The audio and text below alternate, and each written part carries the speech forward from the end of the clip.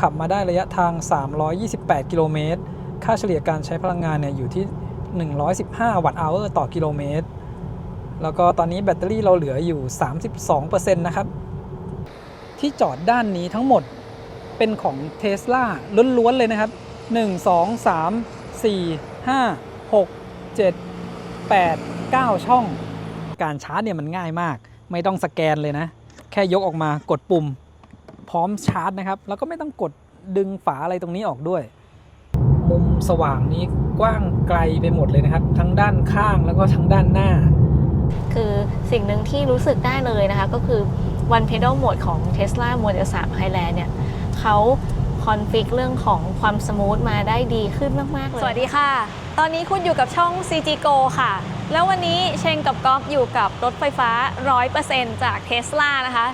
คันนี้เนี่ยเป็นตัวตั้งต้นของ Tesla นะก็คือราคาย่อมเยาที่สุดของ Tesla นะปัจจุบันก็คือตัว Tesla Model 3 Standard Rear Wheel Drive นะคะก็คันนี้นะคะจะเป็นโมเดล 3 ที่ขับเคลื่อนล้อหลังนะคะแล้วก็ราคาเริ่มต้นของเขาเนี่ยจะอยู่ที่ 1,599,000 บาท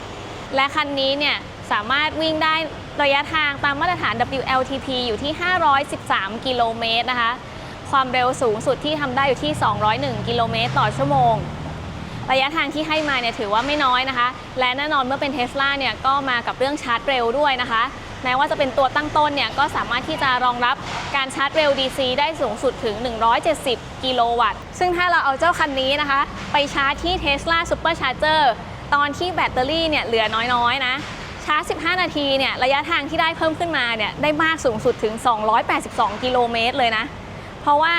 ช่วงที่แบตเตอรี่เหลือน้อยนะคะเวลาที่เราชาร์จไฟเนี่ยจะได้กำลังไฟเนี่ยเข้าไปมากนะคะแล้วก็ระยะทาง 282 กิโลเมตรเนี่ยก็ต้องเป็นการขับขี่ที่ประหยัดพลังงานด้วยนะคะ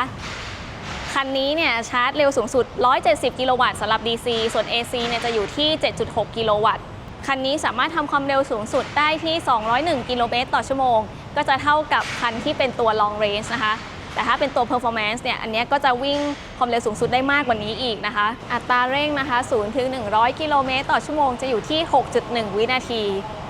และถ้าคุณอยากได้ Tesla Model 3 Standard Rear Wheel Drive นะคะรูปลักษณ์แบบที่เห็นอยู่ในภาพนี้เลยนะคะ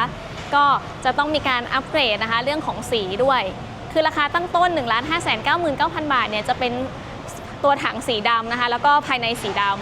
สีที่อยู่กับเราจะเป็นสีสเตลเกรย์อันนี้ก็คือเพิ่มเงินนะคะเพื่อเปลี่ยนสีตัวถังเนี่ยอยู่ที่ 75,000 บาทแล้วก็อินทีเรียภายในนะคะนี้เราอัปเกรดเป็นสีขาวอันนี้เพิ่มอีก 50,000 บาทนะคะ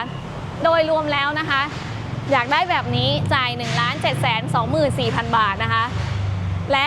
คันนี้นะคะ Tesla Thailand เนี่ยเขามีการใส่โหมด FSD หรือก็คือ Full Self Driving Mode มาด้วยอันนี้ก็คือจ่ายเพิ่มอีก 244,000 บาทนะคะแต่ถ้าใครไม่ได้ต้องการก็ไม่ต้องจ่ายส่วนนี้เพิ่มนะคะหรือว่าถ้ายังไม่แน่ใจก็ซื้อรถไปก่อนแล้วถ้าอยากจะอัปเกรดทีหลังก็สามารถที่จะทำได้เหมือนกันมาดูที่เก็บของด้านหลังนะคะคันนี้เนี่ยพื้นที่ที่เก็บของด้านหลังจะเท่ากับตัว Long Range All Wheel Drive นะคะซึ่งตอนนี้เนี่ยก็บรรทุกมาหลายอย่างเลยนะคะที่ก๊อฟขนปูนมาให้ทุกคนได้ชมกันแล้วนะคะก็อันนี้ถุงละ20 กิโล10 ถุง 200 กิโลกรัมนะคะจำลองสถานการณ์ว่าวันนี้เนี่ยเราเดินทางกันเนี่ยเต็มคันรถเลยนะคะนั่งกัน 4-5 คนพร้อมสัมภาระจะเห็นว่าที่เก็บของเนี่ยค่อนข้างลึกเลยนะเพราะนอกจากถุงปูนแล้วเนี่ยยังวางกระเป๋าไซส์ carry on ได้อีกสบายๆเลยนะคะแล้วก็มีไฟมาให้ด้วยนะคะตอนกลางคืนนี่ก็สามารถที่จะมองเห็นสิ่งของข้างในได้ค่อนข้างชัดเจนดีเลยการปิดฝากระโปรงนะคะตรงนี้ก็จะมีปุ่มอยู่1ปุ่มนะคะก็กดได้เลย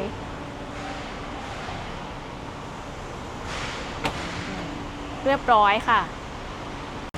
ขอบคุณ Tesla Thailand มากๆเลยนะคะที่ให้เราได้นำรถมารีวิวให้ได้ชมกันและก่อนจะออกเดินทางกันวันนี้นะคะฝากกดติดตามช่อง CG Go นะคะกดไลค์คลิปนี้หรือแชร์ให้กับเพื่อนๆของคุณนะคะเพื่อเป็นกำลังใจให้กับพวกเรานอกจากนี้นะคะ CG Go ตอนนี้เราเปิดรับสมัคร Membership แล้วนะคะสามารถดูรายละเอียดได้ทาง YouTube ค่ะมาเป็นกำลังใจให้พวกเราผ่านการเป็นสมาชิกนะคะแล้วเวลาที่คุณคอมเมนต์ในช่องเราเนี่ยก็จะมีสติกเกอร์นะคะอยู่ข้างๆกับชื่อของคุณด้วยและเส้นทางการเดินทางวันนี้เนี่ยไม่ใช่เส้นทางปกติที่เราไปนะวันนี้ไม่ได้พาขึ้นเหนือวันนี้จะพาลงใต้กันกรุงเทพภูเก็ตค่ะก็ตอนนี้นะคะ ที่ทางภาคใต้เนี่ยก็มีซูเปอร์ชาร์เจอร์จุดใหม่ๆเพิ่มขึ้นมาแล้วด้วยนะคะ คลิปนี้เนี่ยก็จะพาเดินทางไกลดูเรื่องของค่าเฉลี่ยการใช้พลังงาน แล้วก็พาแวะซูเปอร์ชาร์เจอร์กันด้วย ถ้าพร้อมแล้วเราออกเดินทางกันเลยค่ะ ไปกันค่ะ สำหรับวันนี้เราเริ่มออกเดินทางจากเซ็นทรัลพระราม 3 นะครับ ที่นี่มีซูเปอร์ชาร์เจอร์อยู่ทั้งหมด 4 หัวชาร์จ แล้วก็ตอนนี้เราชาร์จแบตเต็ม 100% เนี่ยระยะทางที่จะวิ่งได้ที่โชว์ก็คือ 431 กิโลเมตรนะครับ ซึ่งตัวเลขตรงเนี้ยเขาคำนวณตามมาตรฐาน EPA นะครับ ระยะทางที่มันใกล้เคียงกันใช้งานจริงทำให้ตัวเลขตรงเนี้ยมันดูน้อยกว่าสเปคที่เคลมว่า 513 กิโลเมตร WLTP ไปหน่อยนะครับ แต่ว่าถ้าเราขับไม่ได้ใช้พลังงานมากเนี่ยเดี๋ยวระยะทางตรงนี้เขาก็คำนวณเรียลไทม์ตามเวลาที่เราขับนะครับแล้วก็อีกจุดเด่นหนึ่งที่สำคัญของ Tesla นะครับที่ผมจะพูดถึงประจำก็คือ Tesla Supercharger อย่างที่บอกนะครับที่นี่มีอยู่ทั้งหมด 4 หัวชาร์จสำหรับเซ็นทรัลพระราม 3 แล้วก็ล่าสุดเนี่ยทั่วไทยนะครับมีจุดที่ติดตั้ง Supercharger อยู่ประมาณ 21-22 แห่งแล้วนะครับทั่วประเทศไทยจุดล่าสุดที่เปิดเพิ่มขึ้นมาเนี่ยก็คือเชียงรายเชียงใหม่แล้วก็สุราษฎร์ธานีนะครับที่วันนี้เราจะขับไปชาร์จที่นั่นด้วยระหว่างทางก็จะไปชาร์จที่ชุมพรแล้วก็สุราษฎร์นะครับแล้วก็ขับยาวไปถึงที่ภูเก็ตเลยสำหรับจุดแรกที่เราจะแวะชาร์จวันนี้ก็คือที่กาลาดคาเฟ่ชุมพรนะครับระยะห่างจากจุดที่เราจะออกเดินทางเนี่ยประมาณ400กิโลเมตรเดี๋ยวลองดูนะครับว่าจะวิ่งไปถึงได้หรือเปล่าเพราะว่าเราบรรทุกน้ำหนักมาด้วยอีก200กิโลกรัมลองกดคำนวณดูนะครับบอกว่าไปถึงแบตเตอรี่จะเหลือ 5% นะครับจุดเนี้ยถือว่าไกลที่สุดแล้วนะจากกรุงเทพไปถึงซูเปอร์ชาร์จตรงนี้นะครับโดยที่ไม่มีจุดชาร์จระหว่างทางจริงๆมันจะมีอยู่ทางหัวหินนะซึ่งเราต้องวิ่งออกนอกเส้นทางหลักไปอีกทางหนึ่งนะครับผมเลยจะลองแบบวิ่งยาวเลยนะครับแล้วค่อยไปชาร์จที่นู่นดูทริปนะครับตอนนี้เรารีเซ็ตทริปไว้ละทริป A เป็น0นะครับทริป B เนี่ยผมรีเซ็ตมาจากซีคอนศรีนครินทร์นะครับระยะทาง24กิโลเมตรมาถึงเซ็นทรัลพระราม 3 ใช้ไฟอยู่ที่141 วัตต์อเวอร์ต่อกิโลเมตรสำหรับโมเดล 3 Highland นะครับมันจะไม่มีเกียร์อยู่ตรงคอพวงมาลัยแล้วนะครับสังเกตที่ตรงหน้าจอเวลาเราขึ้นมานั่งบนรถรัดเข็มขัดเรียบร้อยแล้วนะครับตรงรูปแป้นเบรกเนี่ยจะกลายเป็นสีฟ้าเพื่อให้เราเหยียบลงไปที่เบรกพอผมเหยียบเบรกปุ๊บจะเปลี่ยนเป็นรูปสีฟ้าที่คันเร่งนะครับแล้วก็จะมีทิศทางบอกว่ารถเนี่ยจะเคลื่อนที่ออกไปข้างหน้านะเพราะว่าเขาดูแล้วด้านหลังเนี่ยมันถอยไปไม่ได้มีสิ่งกีดขวางนะครับแล้วเดี๋ยวผมจะเหยียบที่คันเร่งนะครับอันเนี้ยรถก็เคลื่อนที่ออกไปได้เลยแล้วก็ไฟเลี้ยวจะอยู่บนพวงมาลัยนะครับสำหรับโมเดล 3 Highland เนี่ยการขับขี่เนี่ยจะเป็น one pedal drive นะครับถ้าเรายกเท้าออกจากคันเร่งแล้วก็ปล่อยจนสุดนะรถจะหยุดอยู่กับที่เลยนะครับค่อยๆลดความเร็วลงมาจนหยุดซึ่งในโหมดการขับขี่เนี่ยก็จะเลือกได้แค่2อย่างนะครับระหว่างโหมด chill แล้วก็โหมด normal นะครับตรงนี้ระหว่างโหมด chill แล้วก็ standard นะครับ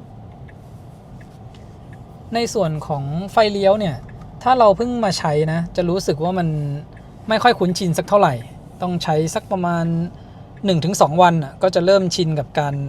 กดไฟเลี้ยวที่อยู่บนพวงมาลัยนี้นะครับเนี่ยเวลาที่รถติดเราแค่ยกเท้าออกจากคันเร่งตัวรถก็จะค่อยๆชะลอจนหยุดนิ่งเลยนะครับ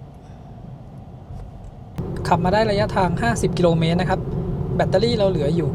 90% ก็ใช้ไป 10% พอดีแล้วก็มาดูตรงนี้นะครับที่ทริป A เนี่ยเราขับมา50กิโลเมตรใช้ไฟไป5กิโลวัตต์อเวอร์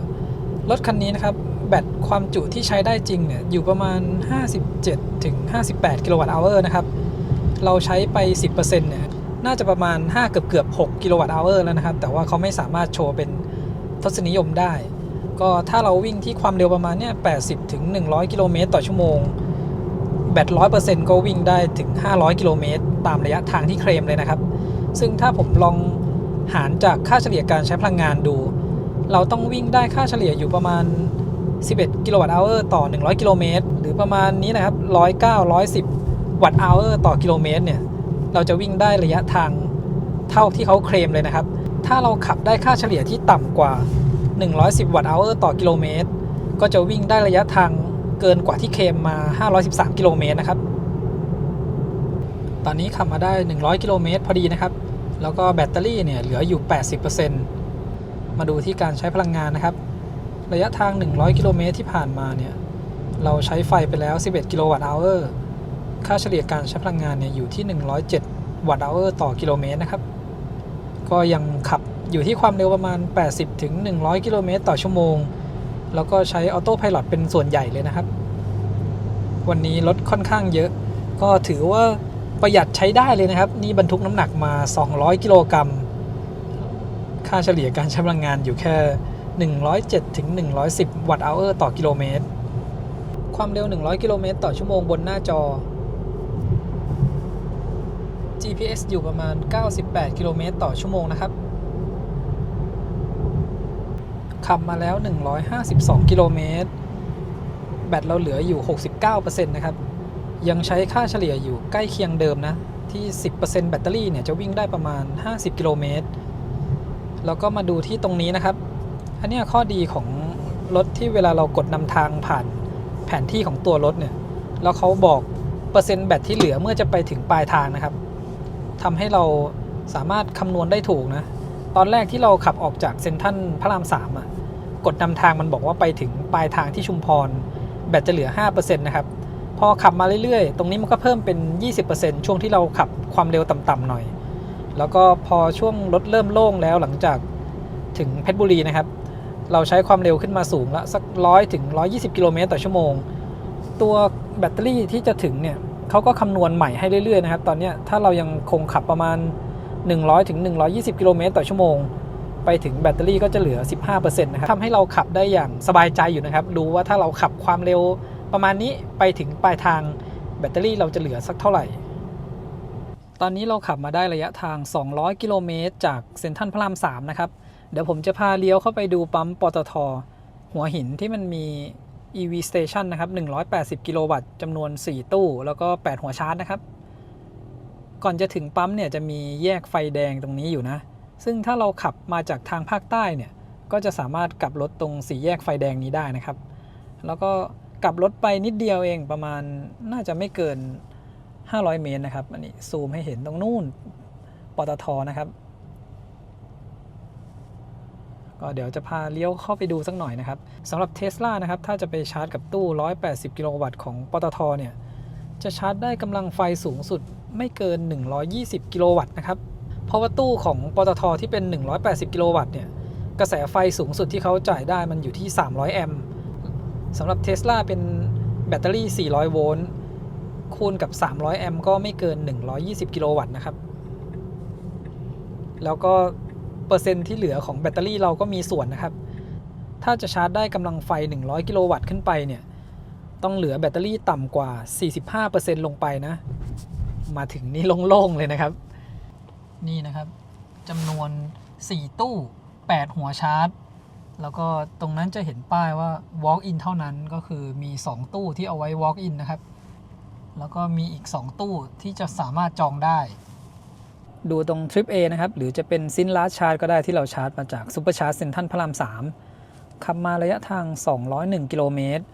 ค่าเฉลี่ยการใช้พลังงานอยู่ที่113วัตต์อเวอร์ต่อกิโลเมตรหรือ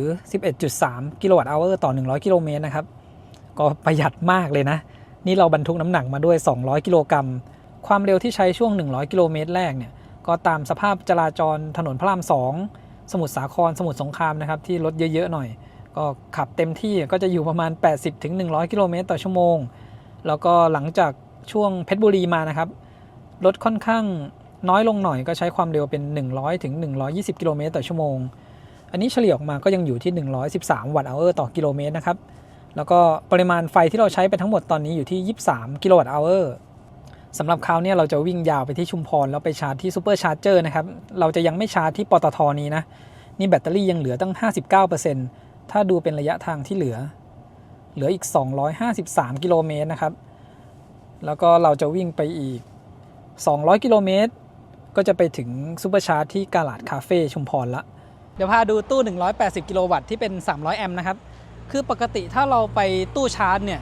อยากจะรู้ว่ามันจ่ายกำลังไฟเต็มหรือเปล่าสำหรับรถ400โวลต์นะครับให้มาดูที่เพลทด้านข้างตู้นะที่ตู้นี้นะครับตรงเพลทเนี่ยเขาก็จะมีเขียนบอกนะว่า180กิโลวัตต์แรงดันเนี่ย150ถึง 1,000 โวลต์นะครับกระแสไฟอยู่ที่300แอมป์ถ้าเป็นรถ400โวลต์อย่างเช่น Tesla เนี่ย 400คูณ300 แอมป์มันก็จะอยู่ประมาณ 120 กิโลวัตต์แต่ถ้าเป็นรถที่เป็นเทคโนโลยีแบต800 โวลต์นะครับก็จะรับได้เต็ม180 กิโลวัตต์เลยอย่างเช่นรถที่รับแรงดันไฟได้ถึง600 โวลต์คูณ300 แอมป์เนี่ยมันก็เป็น180 กิโลวัตต์แล้วถ้าเป็นรถ800 โวลต์เขาก็ไม่จำเป็นต้องใช้แอมป์สูงถึง300ก็สามารถชาร์จได้เต็มกำลังของตู้ที่180 กิโลวัตต์นะครับตู้ทั่วไทยเนี่ยของปตท.ที่เป็นรุ่นเก่าก็รองรับ 1,000 โวลต์เหมือนกันนะมาดูที่หัวชาร์จนะครับอย่างเช่นตอนนี้ Tesla เราจอดอยู่อย่างนี้สายนี้ยาวแล้วเราสามารถลากเพื่อมาเสียบชาร์จตรงนี้ได้เลยโดยที่สายก็ยังไม่ได้ตึงมากนะดึงมาไม่ได้ยากอะไรนะคราวนี้จะยังไม่ชาร์จนะครับเราไปชาร์จซูเปอร์ชาร์เจอร์สำหรับ Tesla นะครับถ้าจะมาชาร์จกับตู้นี้แล้วอยากได้กำลังไฟที่เกิน100 กิโลวัตต์ขึ้นไปเนี่ยจะต้องให้แบตเหลือต่ำกว่า 40% นะครับถ้าเหลือ 50% ขึ้นไปเนี่ยมาชาร์จกับตู้นี้อาจจะอยู่ที่ประมาณ 80-90 กิโลวัตต์นะครับตอนนี้เราอยู่ที่ไหนกันแล้วคะคุณคนขับก็300 ยอดแล้วนะครับขับมาได้222 กิโลเมตรแล้วตอนนี้ค่าเฉลี่ยการใช้พลังงานเราเนี่ยน้อยมากเลยนะ114-115 วัตต์เอาต่อกิโลเมตรนี่ขนาดบรรทุกถุงปูนมาเพิ่มอีก200 กิโลกรัมด้วยนะคะใช่นี่ประหยัดสุดๆเลยนะครับคันนี้เป็น Rear Wheel Drive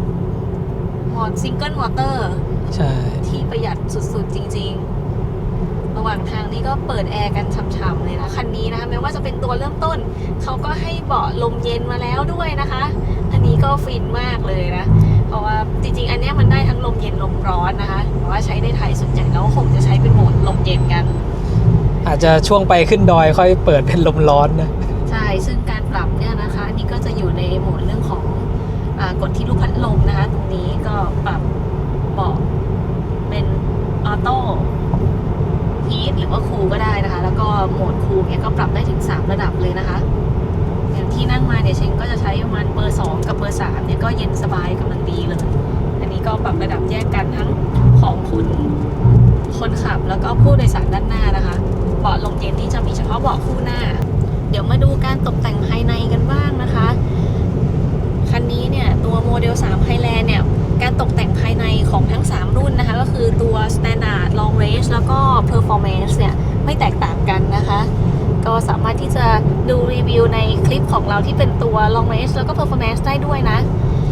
แล้วก็เมื่อเราอัปเกรดเป็นสีขาวแบบนี้เนี่ยก็รู้สึกว่าสอดรับกับดีไซน์ภายในนะคะดูเรียบหรูแล้วก็ดูโดดเด่นขึ้นมาเลยตัวหนังตัวนี้ที่เราเห็นอยู่เนี่ยเป็น Vegan Leather ด้วยนะคะจะเห็นว่ารายละเอียดเนี่ยของเนื้องานเนี่ยแล้วก็ตัวหนังเนี่ยสวยนะคะสัมผัสการนั่งเนี่ยก็รู้สึกเหมือนหนังสัตว์เลยเนาะแต่พอเป็น Vegan Leather เนี่ยก็คือไม่ใช่หนังสัตว์นะคะเป็นทำมาจากวัสดุธรรมชาติ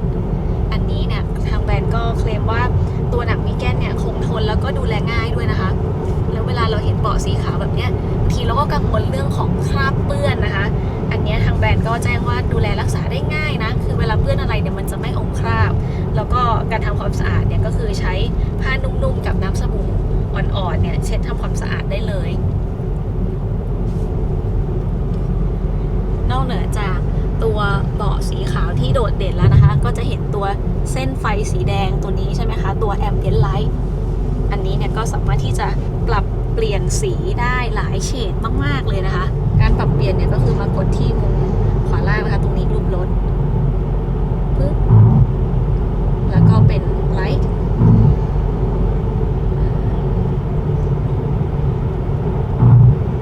แล้วก็ตรงนี้นะคะคันนี้จะเรียกว่าเป็น Accent Light ซึ่งตรงนี้ก็สามารถที่จะกด on off หรือว่าให้เปิดเฉพาะช่วงกลางคืนก็ได้นะคะความสว่างนี้ก็เลือกได้หลายระดับเลยตอนนี้เราเลือกกลางๆเดี๋ยวเราก็จะเห็นเส้นสีแดงสว่างประมาณนี้เดี๋ยวเราลองดูถ้าเรากดต่ำสุดเลยนะคะอันนี้ก็จะยังเห็นเป็นสีแดงอยู่นะคะแต่ว่าจะค่อนข้างมืดความเข้มแสงน้อยนะคะแต่ยังเห็นเป็นสีแดงนะถ้าเปิดเต็มเนี่ยก็คือเห็นสีแดงสดใสเลยนะคะตอนนี้ที่เราเปิดกลางๆก็กำลังดีค่ะไม่ได้แยงตาแล้วก็ตรงนี้นะคะเราก็เลือกตรงสีนี้มาเป็นจานสีเลยนะคะปรับได้เลยเดี๋ยวเชงลองปรับเป็นสีฟ้าให้ดูนี่ก็จะได้ฟีลอีกแบบหนึ่งเลยนะ ก็สามารถเลือกสีที่คุณชอบได้เลยนะคะ หรือจะเลือกจากพรีเซตตรงนี้ก็ได้นอกจากนี้นะคะภายในห้องโดยสารเนี่ยก็ออกแบบให้มันมีความดูดีแล้วก็มินิมอลอย่างตรงด้านหน้านี้นะคะใต้หน้าจอเนี่ยก็จะมี wireless charger ให้ 2 ตำแหน่งเลยนะคะนี่ชาร์จได้ทั้ง 2 จุดเลยนะคะนี่เดี๋ยวลองวางให้ดูนะคะชาร์จเรียบร้อยเมื่อกี้ตรงนี้ที่วางไว้อยู่ก็ชาร์จอยู่นะคะ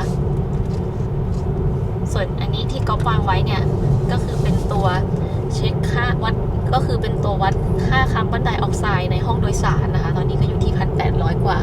ใช่แล้วเราเปิดเป็นออโต้ไว้นะครับที่ให้รับอากาศจากภายนอกเข้ามาเนี่ยตอนนี้ทำไมกดให้ดูก่อนทำไมกดออโต้ไม่ได้เมื่อกี้ถึงว่าเป็นสีเทาๆคือเราก็เลือกจากตรงนี้ได้นะครับว่าให้อากาศหมุนเวียนภายในรถหรือว่ารับอากาศภายนอกรถเข้ามาแล้วก็ออโต้ซึ่งตอนนี้มันยังไม่ขึ้นออโต้ให้นะครับที่ผมต้องวัดคาร์บอนไดออกไซด์นะครับเพราะว่าเราขับทางไกลมากๆนะถ้าขับนานๆแล้วเราไม่รับอากาศจากภายนอกเข้ามาบ้างเลยเนี่ยในรถก็จะสะสม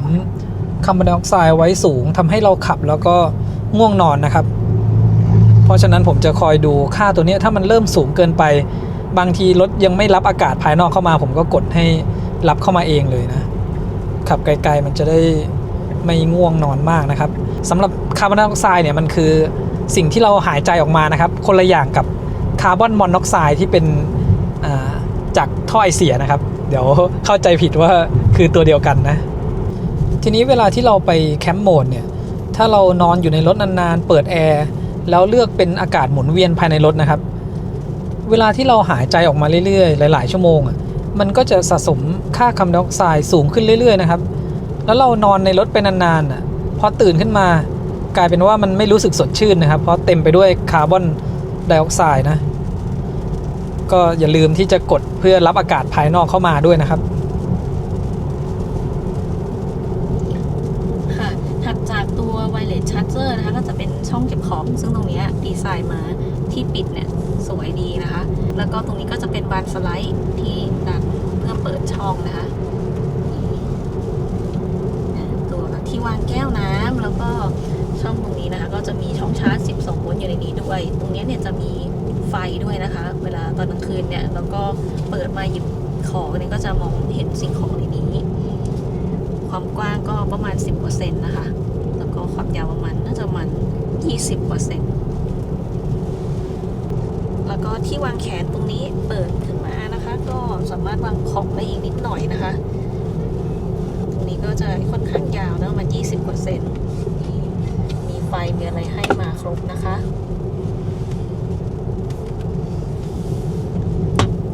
สำหรับช่องเก็บของด้านหน้าหรือก็คือ glove box เนี่ย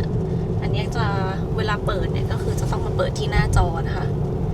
กดที่รูปรถทางขวาล่างเมื่อกี้แล้วก็กดปุ่ม glove box พอกดปุ๊บเจ้า glove box ก็จะเปิดออกมาเลยซึ่งที่เก็บของตรงนี้ถือว่าเก็บได้นิดๆหน่อยๆเลยนะคะค่อนข้างแคบก็คือเก็บพวกเอกสารอะไรได้แบบนี้ค่ะแบบแผ่นบางๆเล็กๆพวกแบบกรมธรรม์ใบพรบอะไรอย่างเงี้ยค่ะก็เก็บตรงนี้ได้ส่วนช่องเก็บของด้านซ้ายมือเนี่ยอันนี้ก็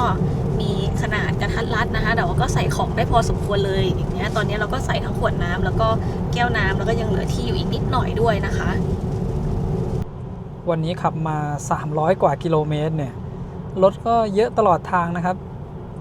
คือมันไม่ได้เยอะจนรถติดแต่ว่าเราจะทำความเร็วได้อยู่สักประมาณ80 ถึง 100 กิโลเมตรต่อชั่วโมงเพราะว่าเดี๋ยวขับไปก็เจอรถบรรทุกบ้าง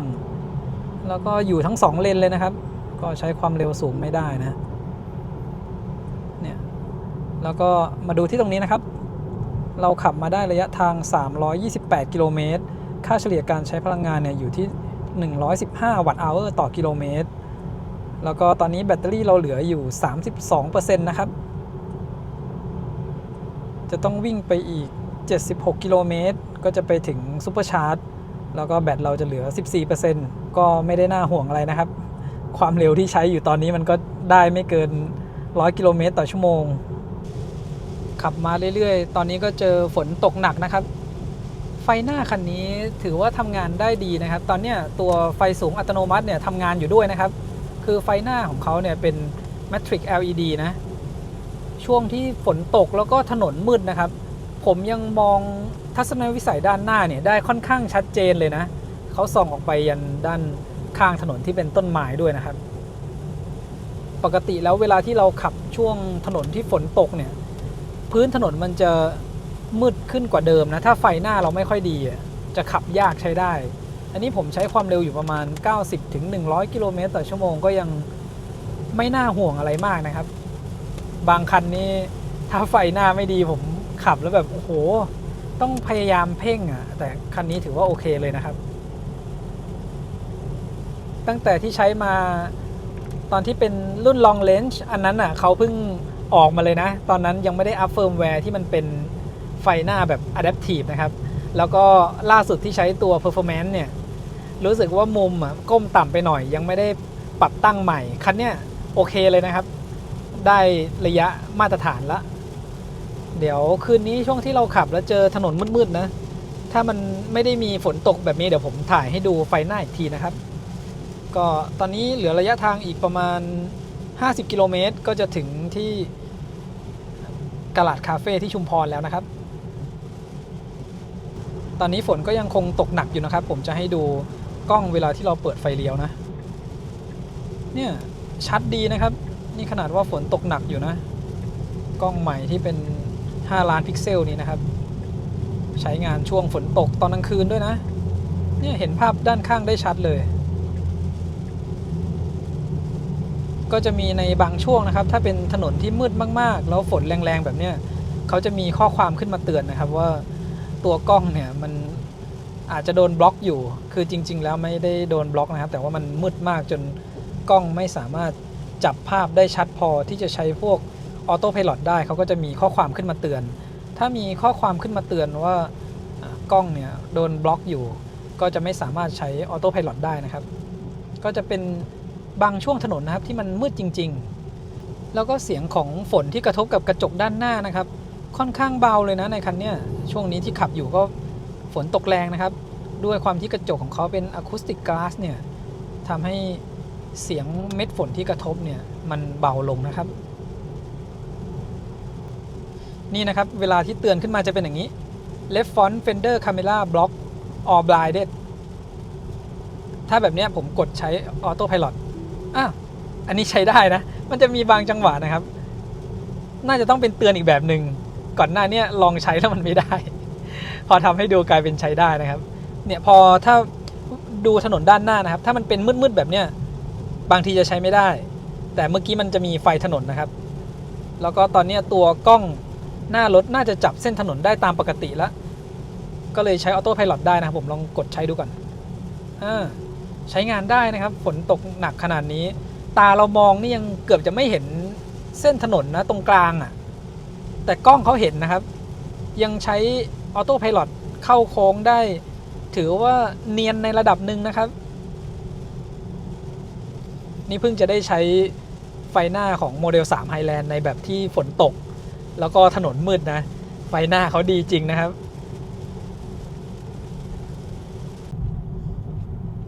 กาลาดคาเฟ่จะอยู่ตรงข้ามนะครับเราต้องขับไปกลับรถหน่อยสำหรับขาที่วิ่งลงใต้นะกลับรถแล้วก็ขับกลับมาประมาณ1 กิโลนะครับก็ไม่ได้ไกลนะถ้าเทียบกับที่ขับไปเชียงใหม่นะครับไปที่เพชรบุรีเราต้องขับออกนอกเส้นทางไป 15-20 นาทีอันนี้นิดเดียวนะเนี่ยใกล้ถึงที่กลับรถข้างหน้าแล้วก็คือถือว่าจุดนี้เนี่ยซุปเปอร์ชาร์เจอร์เนี่ยอยู่ติดกับถนนใหญ่เลยนะคะใช่ก็อันนี้แหละครับแบบที่ควรจะเป็น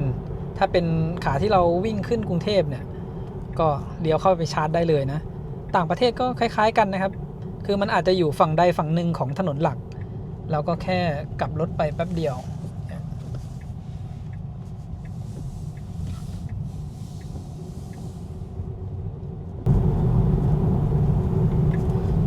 มาถึงแล้วนะครับที่กาลาดคาเฟ่นั่นไงเราจะมองเห็นซุปเปอร์ชาร์จนะป้าย Tesla Supercharger แล้วก็มีหลังคา แล้วก็ไฟสว่างเลยนะครับโอ้มีที่เป็น AC 1 2 3 4 5 หัวชาร์จ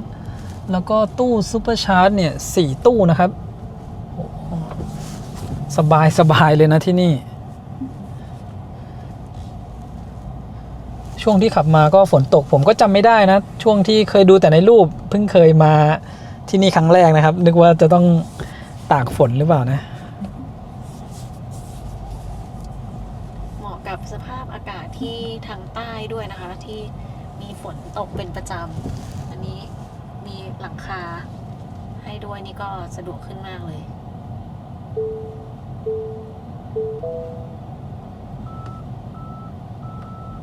แบตเตอรี่เราเหลือ 14% นะครับก็ใกล้เคียงกับที่รถคำนวณให้ช่วงที่กำลังขับมาประมาณสัก200กิโลเมตรสุดท้ายนะครับ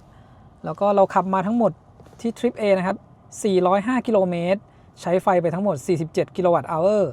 ค่าเฉลี่ยการใช้พลังงานอยู่ที่117วัตต์อเวอร์ต่อกิโลเมตรนะครับก็ถือว่าใช้ไฟน้อยนะครับเพราะว่าเราบรรทุกน้ำหนักมาเยอะแล้วก็ช่วงหลังๆมาเนี่ยทางจะค่อนข้างเป็นทางเนินนะขึ้นลงสลับกันอันนี้ช่วง17กิโลเมตรสุดท้ายที่ได้ใช้ความเร็วสูงขึ้นมาหน่อยนะครับประมาณ100ถึง120กิโลเมตรต่อชั่วโมงเพราะว่าถนนเริ่มโล่งแล้วนะครับเนี่ยค่าเฉลี่ยการใช้พลังงานก็อยู่ที่125วัตต์อเวอร์ต่อกิโลเมตรซึ่งช่วงที่ขับมาเนี่ยผมก็ดูค่าความสูงตัวนี้นะครับมันขึ้นไปสูงสุดที่ประมาณ90เมตรเลยก็สภาพถนนก็จะเป็นขึ้นลงนะครับระยะทางที่เหลือเดี๋ยวลองกดดูนะครับ 14% เนี่ยอีก61กิโลเมตรแต่ถ้าเราใช้ความเร็วเหมือนที่ขับมาก่อนหน้านี้นะครับ 1% น่ะมันจะวิ่งได้สัก 4-5 กิโลเมตรนะครับถ้าเอา5คูณเข้าไปเนี่ยกับ 14% นะครับก็จะได้ประมาณ70กิโลเมตรนั่นคือวิ่งจนแบตหมดก็ตัวเลขที่โชว์อยู่ตรงเนี้ยก็ใกล้เคียงนะครับสัก61กิโลเมตรถ้านั่งกันมาเต็มคันนะครับเหมือนที่ผมบรรทุกน้ำหนักมาเนี่ยขับมาได้จนถึงซุปเปอร์ชาร์จที่ชุมพรเลยนะครับโดยที่ใช้ความเร็วอยู่ในช่วง80ถึง100กิโลเมตรต่อชั่วโมงคือวันนี้ก็ขับตามสภาพจราจรนะครับรถค่อนข้างเยอะเราจะขับเร็วกว่านั้นก็ไม่ได้เลยนะตอนนี้แบตเตอรี่เราเหลือ 14% แล้วก็เราจะต้องชาร์จเพื่อเดินทางไปจุดถัดไปนะก็กดที่ซุปเปอร์ชาร์จนะครับเราจะเลือกไปที่สุราษฎร์ธานีแล้วก็กดนำทางดูนะครับระบบเขาจะคำนวณให้นะตรงนี้บอกว่าถ้าเราขับไปตอนนี้มันจะติดลบ 33% ก็แปลว่าเราต้องชาร์จตรงนี้ขึ้นไปอย่างน้อยนะให้ได้สัก 50% นะครับก็จะวิ่งไปถึงซุปเปอร์ชาร์จถัดไปก็ไม่ได้น่าห่วงนะจริงๆเดี๋ยวผมจะแวะกินข้าวที่นี่เผลอๆอาจจะชาร์จจน 100% เลยนะครับสำหรับ 33% เนี่ยผมว่าชาร์จไม่น่าจะเกิน20นาทีก็ได้แล้วนะสำหรับการเดินทางไปจุดถัดไปประมาณ200กิโลเมตรเนี่ยถ้าเราชาร์จได้ 50% ขึ้นไประยะ200กว่าเนี่ยมันวิ่งถึงแน่ๆเพราะว่านี่เราวิ่งมา400กิโลเมตรนะครับแบตยังเหลือตั้ง 14% ตัวซุปเปอร์ชาร์เจอร์เนี่ยแค่ยกหัวออกมาแล้วก็กดปุ่มตรงนี้นะครับโอ้นี่เราจอดห่างไปนิดนึงนะสายค่อนข้างตึงเสียบชาร์จเข้าไปรอจนตรงนี้เปลี่ยนสีนะครับเนี่ยตอนนี้เป็นสีน้ำเงินกระพริบนะครับกลายเป็นสีเขียวก็เริ่มชาร์จแล้วนะเดี๋ยวผมพาไปดูในรถนะครับตอนนี้กำลังไฟขึ้นมาที่109กิโลวัตต์นะครับ115แล้วเดี๋ยวน่าจะวิ่งขึ้นไปถึง170กิโลวัตต์นะครับเพราะว่าแบตเตอรี่จาก 15% เนี่ยมันน่าจะเข้าได้เต็มกำลังไฟนะ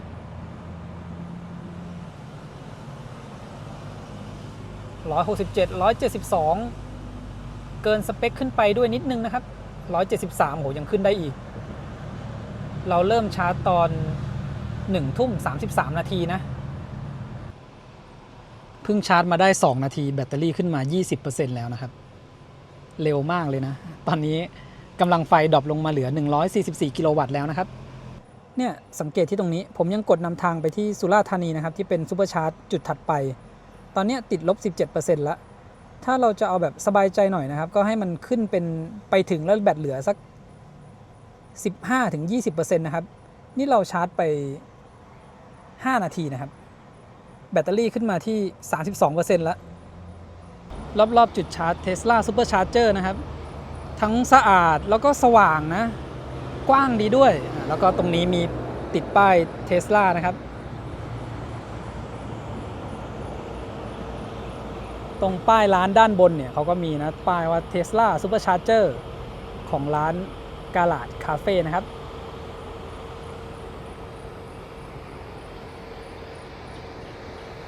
ที่จอดด้านนี้ทั้งหมดเป็นของ Tesla ล้วนๆเลยนะครับ1 2 3 4 5 6 7 8 9 ช่องก็ตามที่บอกเลยนะครับ AC มี 5 แล้วก็ DC มี 4 ดูอุณหภูมิรอบคันระหว่างที่ชาร์จนะครับด้านหน้าเนี่ยก็จะอุณหภูมิสูงหน่อยนะครับแต่ไม่ได้ร้อนมากนะ30 กว่าองศาก็จะเป็นลมที่ระบายความร้อนออกมาระหว่างชาร์จนะ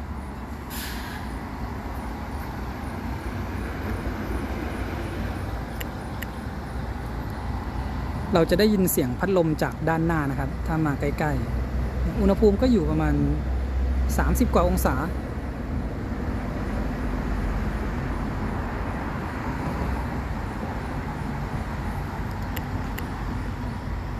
ตรงจุดนี้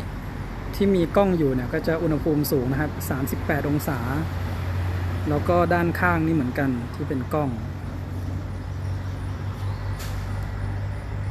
ส่วนด้านบนตรงนี้ที่กล้องอยู่นะครับอุณหภูมิก็จะสูงหน่อย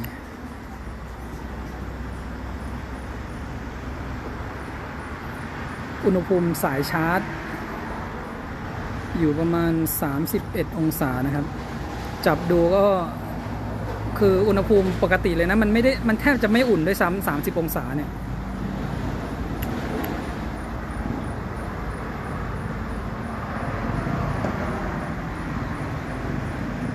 แบตเตอรี่ขึ้นมาที่ 50% แล้วนะครับ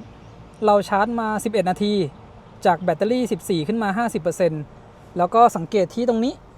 ที่ผมบอกนะครับตอนนี้ถ้าเราจะเดินทางออกไปเลยเนี่ยจะไปถึงซูเปอร์ชาร์จถัดไปแบตเหลือ 2% นะครับถ้าเอาแบบชัวร์ๆหน่อยนะครับเผื่อเราจะขับเร็วเนี่ยชาร์จสัก 15-20 นาทีก็เดินทางต่อได้เลยนะครับก็ใช้เวลาชาร์จแค่แป๊บเดียวนะครับถ้ามันมีซูเปอร์ชาร์จเนี่ยตลอดระยะทางที่เราเดินทางนะเราจอดชาร์จอยู่ตรงนั้นแล้วก็เดินมานิดหน่อยนะครับตรงนี้ก็จะเป็นคาเฟ่แล้วก็โซนที่เป็นร้านอาหารมีทั้งด้านนอกแล้วก็ด้านในที่เป็นแอร์นะครับสำหรับวันศุกร์และวันเสาร์เนี่ยจะเปิดถึงเที่ยงคืนส่วนวันอาทิตย์ถึงวันพฤหัสเปิดถึง 3 ทุ่มนะครับเปิดตั้งแต่ 7 โมงตอนนี้เราชาร์จมา21 นาทีนะแบตเตอรี่เราขึ้นมาเป็น 72%ขึ้นมาเกือบ 60% แล้วนะครับสำหรับเวลาชาร์จ21 นาทีแล้วก็ตรงนี้บอกว่าเราจะไปถึงที่สถานีชาร์จถัดไปที่สุราษฎร์เนี่ยแบตเตอรี่จะเหลือ 24% แล้วนะครับก็แปลว่าเราชาร์จสัก20 นาทีเนี่ยขับไปสบายๆเลยนะไม่ต้องห่วงเรื่องแบตจะหมดนะครับถ้าเป็นหลังเวลาที่ร้านปิดนะครับจะมีห้องน้ำอยู่ด้านหลังนู้นนะเดี๋ยวผมพาเดินไปดูเผื่อใครมาถึงแบบเวลาที่ร้านปิดอย่างเช่นหลัง 3 ทุ่มหรือหลังเที่ยงคืนในวันศุกร์และวันเสาร์นะครับมีห้องน้ำอยู่ตรงนู้นเลยนะครับเดี๋ยวซูมให้ดูก็หลายห้องอยู่นะครับตรงนี้ก็ไม่ได้ไกลกับจุดชาร์จนะครับแล้วก็มีไฟแสงสว่างตัวรถเนี่ยชาร์จเต็ม 100% ตั้งแต่50 นาทีนะครับส่วนกว่าเราจะกินข้าวเสร็จก็ใช้เวลาไป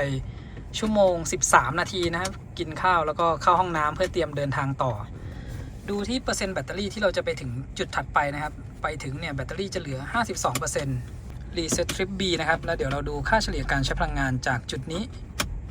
ไปมีดคาเฟ่ที่จังหวัดสุราษฎร์ธานีระยะทางประมาณ200 กิโลเมตรนะครับมี Google เนี่ยบอกว่าจะไปถึงที่สุราษฎร์เที่ยงคืนพอดีนะครับระยะทาง223 กิโลเมตร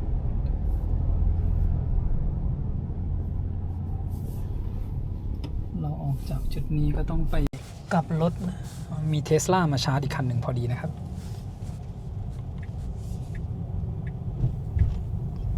ตรงหน้าร้านเนี่ยก็เป็นด่านตรวจด้วยนะก็ค่อนข้างปลอดภัยนะครับจุดนี้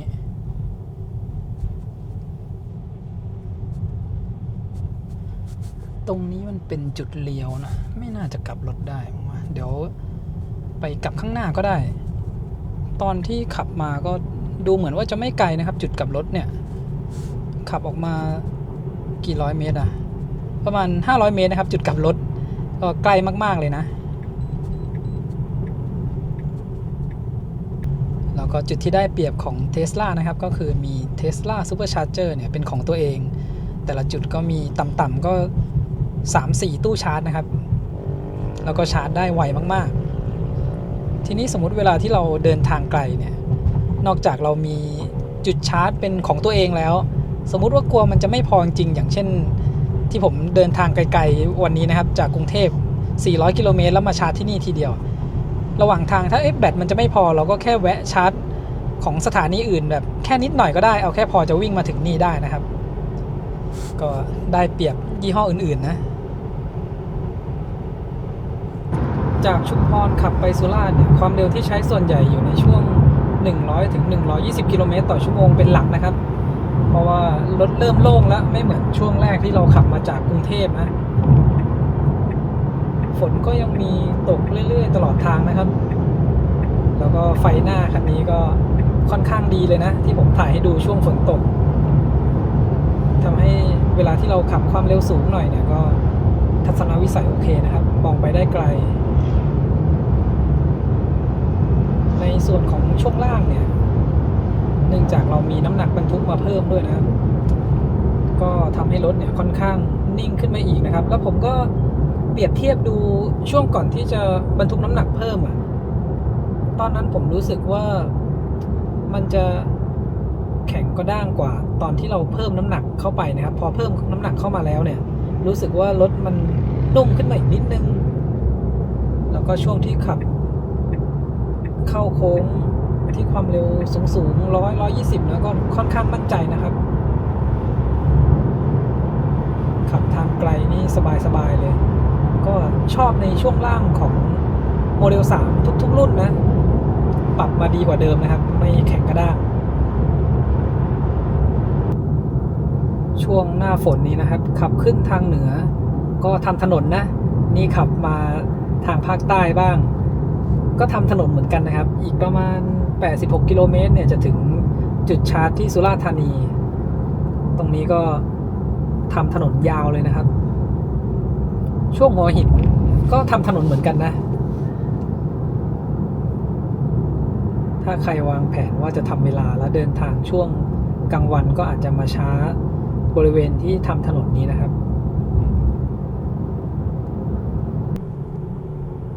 เวลาที่เรากดนำทางไปหาซูเปอร์ชาร์เจอร์นะครับพอใกล้ๆจะถึงเนี่ยตัวระบบเขาจะทำการเตรียมอุณหภูมิแบตให้มันพร้อมสำหรับการชาร์จให้ได้กำลังไฟที่สูงที่สุดนะครับตอนนี้เหลือระยะทางอีกประมาณ21 กิโลเมตรก็จะไปถึงซูเปอร์ชาร์เจอร์บนหน้าจอเนี่ยก็จะมีข้อความขึ้นมาบอกนะครับว่า Pre-conditioning battery for fast charging ตอนนี้แบตเตอรี่เหลือ 50% นะครับแล้วก็มาดูที่ระยะทางที่เราขับมาได้210 กิโลเมตรใช้ไฟไปทั้งสิ้น28 กิโลวัตต์อเวอร์คันเนี้ยปริมาณแบตที่ใช้ได้จริงก็ประมาณ 57-58 กิโลวัตต์อเวอร์นะครับถ้าเราเอาตัวเลขตรงเนี้ยคูณ2เลยนะก็จะวิ่งได้ประมาณ420 กิโลเมตรนะครับวิ่งจนแบตหมดแล้วก็ความเร็วที่ใช้มาสำหรับระยะทาง210 กิโลเมตรเนี่ยก็คือ100 ถึง 120 กิโลเมตรต่อชั่วโมงนะครับเป็นความเร็วที่มากกว่าช่วงแรกจะเห็นว่าตอนที่เราขับไปถึงที่ชุมพรเนี่ยอันนั้น410 กิโลเมตรเนี่ยยังเหลือแบต 15% แต่ถ้าเราใช้ความเร็ว100 ถึง 120 กิโลเมตรต่อชั่วโมงแล้วก็ค่าเฉลี่ยการใช้พลังงานอยู่ประมาณ136 วัตต์อเวอร์ต่อกิโลเมตรเนี่ยมันจะวิ่งจนแบตเหลือศูนย์ได้สัก420 กิโลเมตรนะครับอีก1 กิโลก็จะถึงมีดคาเฟ่แล้วนะครับสำหรับมีดคาเฟ่เนี่ยก็อยู่ติดถนนเส้นหลักนะแต่ว่าเราต้องออกมาทางเบี่ยงที่มันจะเอาไว้วิ่งเข้าเมืองนะครับเราก็ต้องมากลับรถตรงนี้เดี๋ยวผมถ่ายให้จนขับไปถึงเลยนะครับเพราะว่าจุดที่ตั้งเขาเนี่ยมันอยู่บริเวณสะพานพอดีถ้าเราขึ้นสะพานมันก็จะเลยนะครับ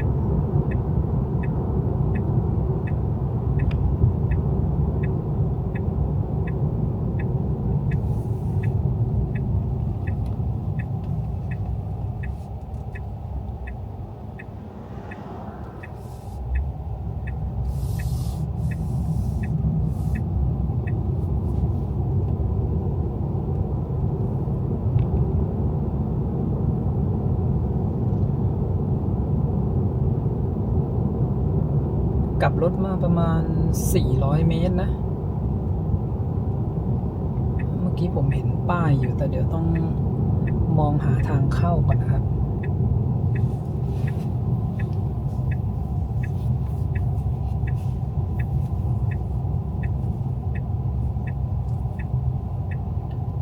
ตรงนี้นะครับป้ายมีดคาเฟ่ก็จะเล็กหน่อยแต่ว่าก็มีไฟให้ได้เห็นอยู่นะแต่ไม่มีเขียนว่า Tesla Supercharger เหมือนที่กาลาดคาเฟ่นะครับ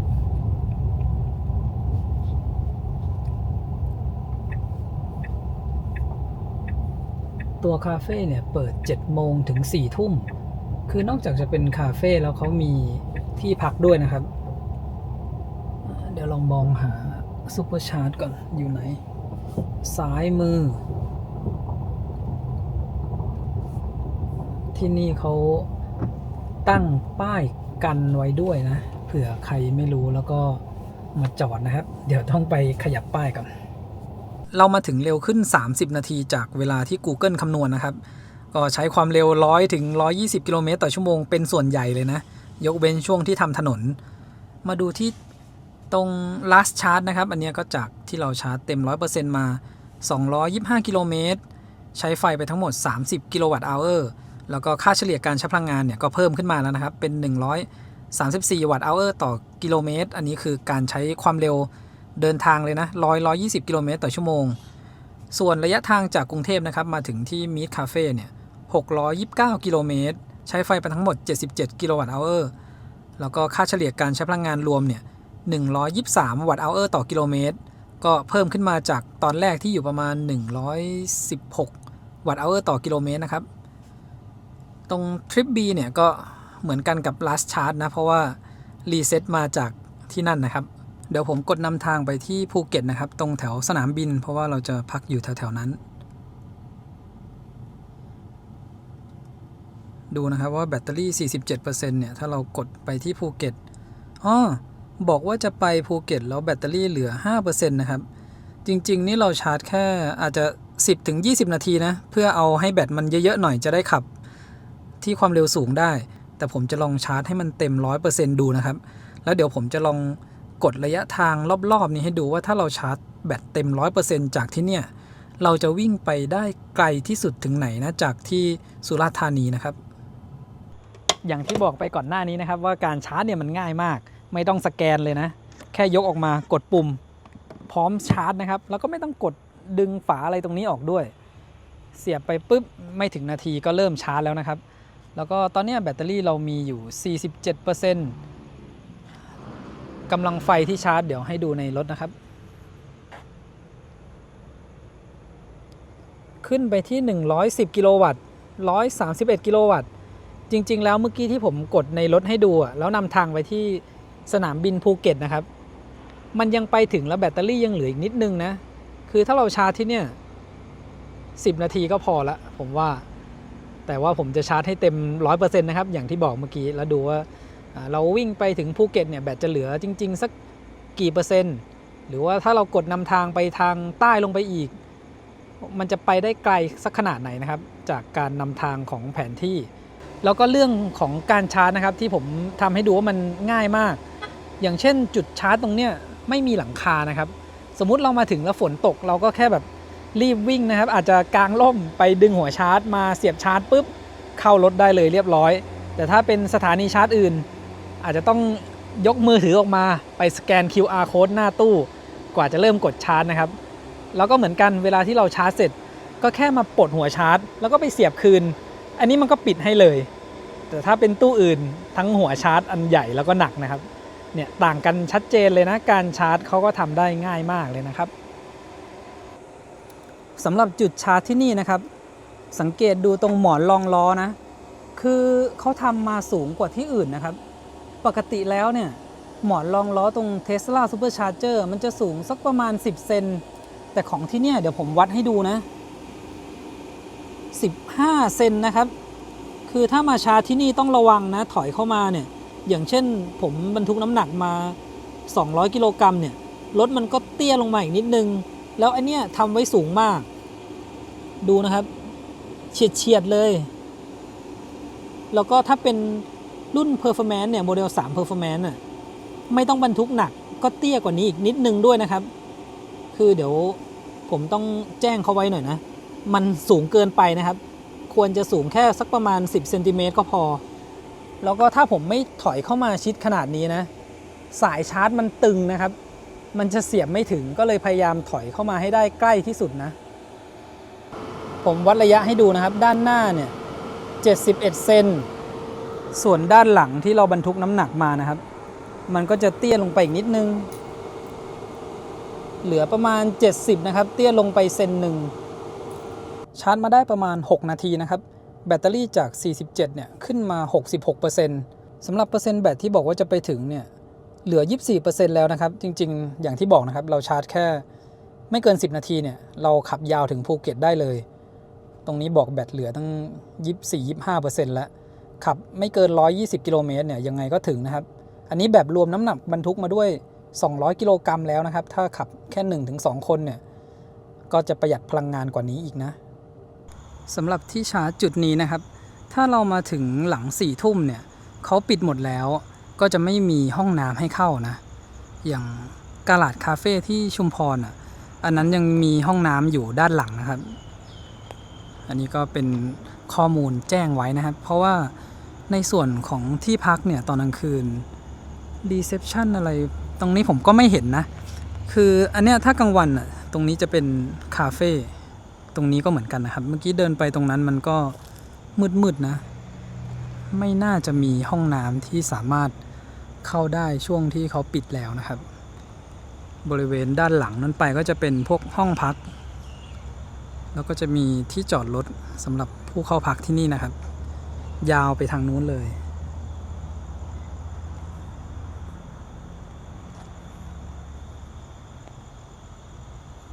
ใช้เวลาชาร์จไปทั้งหมด43นาทีนะครับจากแบต 47% ขึ้นมาที่ 100% จริงๆแล้วเนี่ยเราใช้เวลาชาร์จแค่35นาทีนะครับมันก็มาถึง 99% แล้วแต่ไอ้ 1% สุดท้ายเนี่ยใช้เวลาไปตั้งเท่าไหร่8นาทีนะครับกว่ามันจะเต็ม100ให้คือผมเนี่ยยอมเสียเวลาชาร์จให้เต็ม 100% ไปเลยนะจะได้ดูค่าต่างๆทั้งหมดนะครับอันนี้ถ้าเรากดนำทางไปที่สนามบินภูเก็ตเนี่ยแบตเตอรี่จะเหลือ 58% ก็แปลว่าเราสามารถขับจากเนี่ยไปกับสนามบินภูเก็ตโดยที่แบตเตอรี่ยังเหลือนะครับตอนนี้แบตเตอรี่เราเต็ม 100% นะครับถ้าผมลองกดนำทางไปที่หาดใหญ่ดู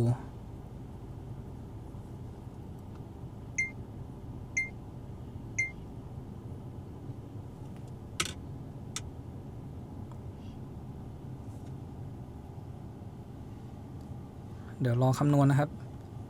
ไปถึงหาดใหญ่แบตเตอรี่ยังเหลือ 31% เลยนะอีก300กิโลเมตรแล้วเราวิ่งมาแล้ว629กิโลเมตร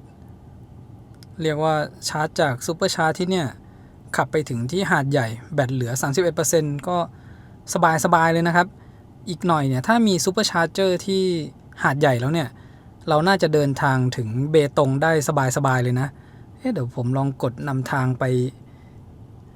เบตงดูสิแบตเตอรี่เต็ม 100% เนี่ยจะไปถึงแบตเตอรี่ติดลบ 27% นะ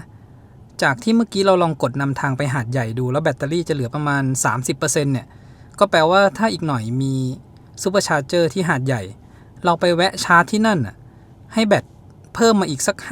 50% เราก็ขับไปถึงเบตงได้เลยนะเพราะว่ามันขาดแบตเตอรี่อีกสักประมาณ 27% นะครับเอา30เนี่ยบวกเข้าไปอีก 50% นะครับเป็น 80% เราก็ขับไปถึงที่เบตงแบตก็ยังเหลือนะตอนนี้เที่ยงคืน25นาทีแล้วนะครับแล้วก็ Google บอกว่าเราจะไปถึงตี 3:24 นาทีนะครับสำหรับระยะทางอีก191กิโลเมตรแล้วเดี๋ยวเรามาดูเส้นทางที่ขับออกจากจุดชาร์จนี้ไปถนนเส้นหลักนะครับ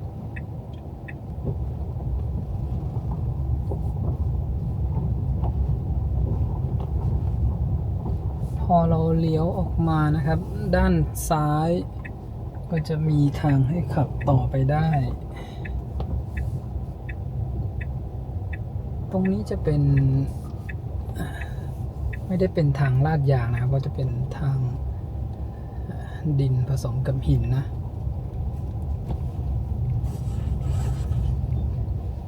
มันถูกทางหรือเปล่าเนี่ย จริงๆแล้วน่าจะสวนออกไปได้นะมันน่าจะเป็นทางโค้งนะครับ ผมดูในแผนที่เมื่อกี้แล้วก็งงๆนะคือถ้ามาตอนกลางวันน่าจะมองง่ายกว่านี้ออกได้นี่ครับมันก็จะเป็นโค้งเข้าถนนหลักละมาครั้งแรกแล้วเป็นช่วงกลางคืนนะครับก็งงๆนิดนึง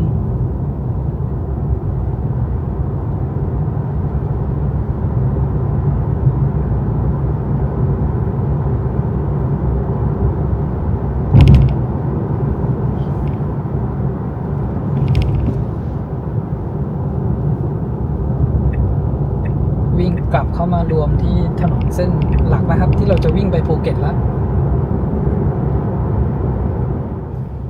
มาดูไฟหน้านะครับคราวเนี่ยเป็นครั้งที่ได้ใช้ไฟหน้าของโมเดล 3 ที่น่าจะสมบูรณ์แบบที่สุดในทั้งหมด3ครั้งที่ได้ใช้มานะครับเพราะว่าครั้งแรกที่ใช้ตัว Long Range ตอนนั้นเขายังไม่ได้อัปเดตซอฟต์แวร์ที่มันสามารถทำงานแบบ Adaptive ได้นะครับมันก็จะเป็นแค่ไฟสูงเปิดขึ้นมาธรรมดาแล้วก็ครั้งถัดมาที่ใช้รุ่น Performance นะครับตอนนั้นมุมของไฟรู้สึกว่าจะก้มต่ำยังไม่ได้คาลิเบรตใหม่นะครับคันเนี้ยโอเคเลยนะถนนตรงที่เราวิ่งอยู่นี่แบบมืดสนิทเลยนะครับแล้วก็พื้นเนี่ยเปียกน้ำอยู่ด้วยมันก็จะยิ่งเข้มกว่าเดิมนะที่พื้นถ้าไฟหน้าเนี่ยสว่างไม่ดีนี่จะทำให้เรามองไม่ค่อยเห็นนะแต่ของ Tesla Model 3 คันนี้นะครับดูมุมสว่างนี้กว้างไกลไปหมดเลยนะครับทั้งด้านข้างแล้วก็ทั้งด้านหน้าตอนนี้ตัวไฟสูงอัตโนมัติก็ทำงานอยู่ด้วยนะครับเดี๋ยวผมลองเทียบให้ดูนะครับถ้าผมปิดตัวไฟสูงลงเนี่ยระยะก็จะสั้นลงมานะครับแล้วก็เวลาที่เปิดไฟสูงออโต้ขึ้นมานู่นเห็นไปไกลเลยนะครับแล้วก็สำหรับการปรับมุมก้มเงยของคันนี้จะเป็นการปรับแบบออโต้นะครับตัวรถเขาจะดีเทคให้เองแล้วก็ชดเชยมุมก้มเงยให้ช่วงนี้ก็เป็นถนนที่ค่อนข้างขรุขระนะไฟหน้าก็ช่วยให้เราเห็นสภาพถนนต่างๆนะครับ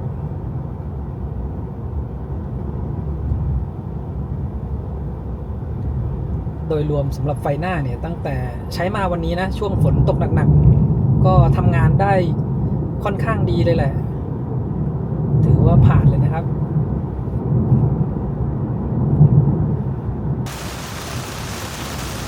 อีก75กิโลเมตรก็จะถึงที่ภูเก็ตนะครับตอนนี้ก็เจอฝนตกหนักกว่าที่ผ่านมาก่อนหน้านี้เลยนะแทบจะมองไม่เห็นถนนเลยนะครับเสียงเม็ดฝนที่กระทบกระจกด้านหน้าเนี่ยก็ค่อนข้างเบานะแต่ว่าไปเสียงเม็ดฝนจากหลังคานี่เบากว่าด้านหน้าอีกนะแทบไม่ได้ยินจากหลังคาเลยนะครับถือว่าทำได้ดีมากเลยนะใช่ถ้าเป็นเรื่องเสียงเม็ดฝนเนี่ยแล้วก็พอมันเป็นหลังคากระจกนะถ้าเราเทียบกับรถที่เป็นหลังคาทึบไอ้แบบนั้นมันจะดังกว่าด้วยนะนี่แทบจะไม่ได้ยินเสียงจากหลังคาเลยที่เป็นเสียงเม็ดฝน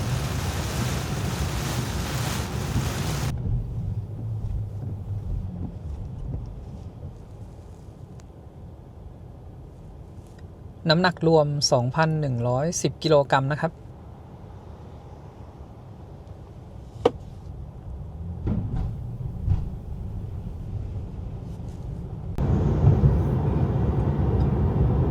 มาถึงที่ภูเก็ตแล้วนะครับ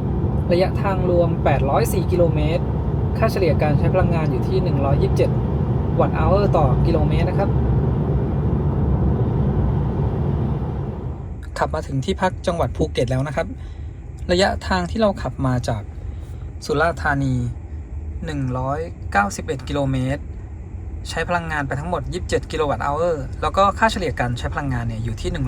140วัตต์เอาร์ต่อกิโลเมตรนะครับช่วงที่ขับมาจากสุราษฎร์เนี่ยมันจะเป็นทางโค้งแล้วก็มีทางพวกขึ้นเนินด้วยนะครับทำให้ใช้พลังงานมากขึ้นมาอีกนิดนึงส่วนถ้ามาดูที่ทริป B อันนี้เราวัดระยะมาจากที่ชุมพรนะครับ416กิโลเมตร ใช้พลังงานไปทั้งหมด57กิโลวัตต์อเวอร์ค่าเฉลี่ยการใช้พลังงานเนี่ยอยู่ที่137วัตต์อเวอร์ต่อกิโลเมตรนะครับแล้วก็ระยะทางรวมทั้งหมดจากที่กรุงเทพที่เราขับมาวันนี้นะครับ821กิโลเมตรใช้ไฟไป104กิโลวัตต์อเวอร์แล้วก็ค่าเฉลี่ยการใช้พลังงานอยู่ที่127วัตต์อเวอร์ต่อกิโลเมตรนะครับสำหรับค่าไฟถ้าเราจะคำนวณเนี่ยก็เอาตรงนี้104กิโลวัตต์อเวอร์เนี่ยก็คือ104หน่วยนะครับคูณราคาไฟต่อหน่วยได้เลยนะครับถ้าเราชาร์จของสถานีชาร์จเช่นปตท.ก็อาจจะอยู่ที่ 6-7 บาทหรือถ้าเป็น Tesla Supercharger ก็อยู่ที่ประมาณ 8-9 บาทนะครับลองเอาที่9บาทเลยนะครับคูณ104เนี่ย9คูณ104ก็เป็น936หารด้วยระยะทาง821กิโลเมตรก็จะตกกิโลเมตรละ 1.14 บาทนะครับวันนี้ก็จะให้เชงลองขับออกจากภูเก็ตนะครับเมื่อวานเนี่ยเราพาไลฟ์ขับชมวิวในภูเก็ตก็แวะไปดูที่คลิปไลฟ์ได้นะครับโอเคค่ะตอนนี้ก็พร้อมออกเดินทางแล้วนะคะเชงปรับเบาะแล้วก็กระจกข้างแล้วก็กระจกมองหลังเรียบร้อยแล้วนะรวมถึงพวงมาลัยด้วยซึ่งทั้งหมดนี้ก็ปรับได้ในหน้าจอเลยนะคะก็กดมาที่มุมขวาล่างรูปรถแล้วก็ตรงคอนโทรลนะคะนี้ก็ปรับกระจกนะคะปรับตำแหน่งของพวงมาลัยตรงนี้ได้เลยตอนนี้ก็อยู่ในโพสิชันที่กำลังโอเคแล้วนะคะก็คือกระจกแล้วก็คือตัวบอร์ดเนี่ยตอนนี้ยกขึ้นสูงที่สุดนะคะซึ่งก็พอดีกันกับคนสูง150ไม่เกิน155นะคะอันนี้ทัศนวิสัยก็ถือว่าโอเคเลยสามารถมองเห็นด้านหน้าแล้วก็ระยะตรงใกล้ๆตัวรถนี่ก็คือมองเห็นหมดนะคะเมื่อมองออกไปนอกกระจกตำแหน่งของกระจกข้างซ้ายขวานี่ก็กำลังดีแล้วนะคะเรียบร้อยแล้วก็ตำแหน่งพวงมาลัยนี่ก็ปรับลงมาแล้วก็เข้าไปได้กำลังพอดีเลยจะเห็นว่าพอนั่งแล้วเนี่ยตัวข้อศอกก็ไม่ได้ติดกับเบาะนะคะโอเคงั้นพร้อมแล้วเราออกเดินทางไปด้วยกันเลยนะคะตอนนี้หลังจากที่เหยียบเบรกไปเนี่ยหน้าจอก็บอกให้เหยียบคันเร่งเพื่อออกเดินทางตอนนี้เราก็ขับขี่อยู่ในโหมดชิลตั้งแต่วันที่มาถึงนะครับก็ฝนตกตลอดทางเมื่อวานเนี่ยมีช่วงที่ฝนไม่ตกอยู่แค่แป๊บเดียวเองนะแล้วก็บรรยากาศกับอุณหภูมิภายนอกตอนนี้ที่ประมาณ26องศาก็ชิลๆเลยนะครับต้นไม้ข้างทางก็เขียวมาดูที่คนขับบ้างนะครับตอนนี้เป็นการขับแบบท่ามกลางฝนตกไปด้วยเลยนะใช่แล้วก็ตอนนี้ก็พยายามขับด้วยความเร็วต่ำนะคะทั้งเรื่องความปลอดภัยแล้วก็เผื่อบางช่วงถนนเนี่ยมันมีแอ่งน้ำเนี่ยเราเกิดมีมอเตอร์ไซค์วิ่งผ่านถ้าเราขับเร็วเนี่ยน้ำฝนมันก็จะสาดเขาได้นะตอนนี้บรรยากาศนี่เหมือนขับอยู่ที่เยอรมันครั้งที่แล้วเลยนะคะที่เราไปมาเนี่ยก็ฝนตกแบบนี้เลยตอนไปเยอรมันเนเธอร์แลนด์มันจะฝนตกแล้วก็อากาศเย็นๆหน่อยนะแล้วก็วิวสวยๆแบบนี้เลยแต่ว่าที่นี่มีต้นมะพร้าวนะคะที่นั่นไม่มี เนี่ยเป็นแอ่งน้ำอยู่ทางขวามือต้องคอยระวัง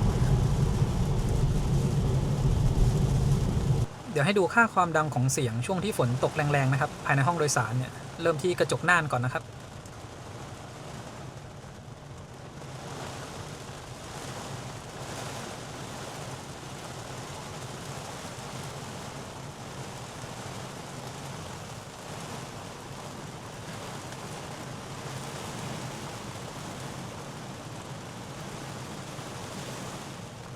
ช่วงที่กำลังขับออกจากภูเก็ตเนี่ยจะมี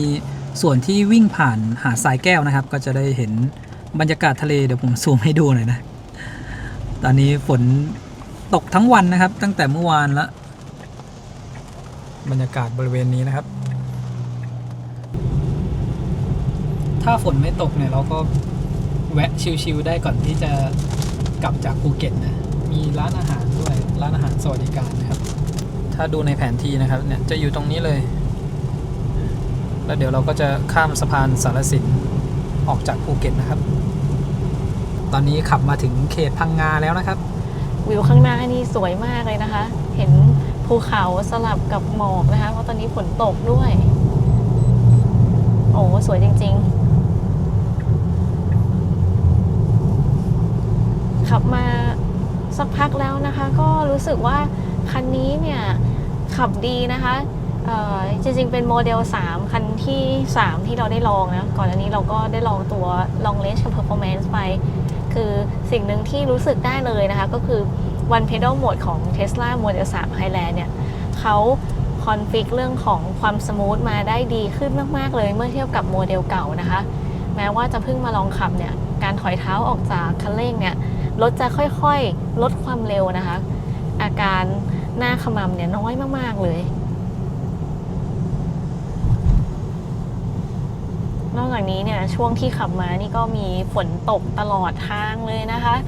การเข้าโค้งอะไรต่างๆเนี่ยก็มีความมั่นใจนะคะอย่างไรก็ตามในช่วงที่ฝนตกแล้วก็ถนนเนี่ยมีแอ่งน้ำก็ต้องขับด้วยความเร็วต่ำแล้วก็ระมัดระวังนะเพราะว่าก็มีจังหวะหนึ่งที่แอบลื่นๆไปเหมือนกันแต่คันอื่นก็เป็นที่จุดเดียวกันหมดเลยนะคะเพราะว่าแอ่งน้ำตรงนั้นค่อนข้างลึกดูบรรยากาศวิวสวยๆนะครับบนภูเขาเนี่ยหมอกเต็มเลยที่พังงานะคะใช่เราเพิ่งขับเข้ามาในเขตของพังงานะครับ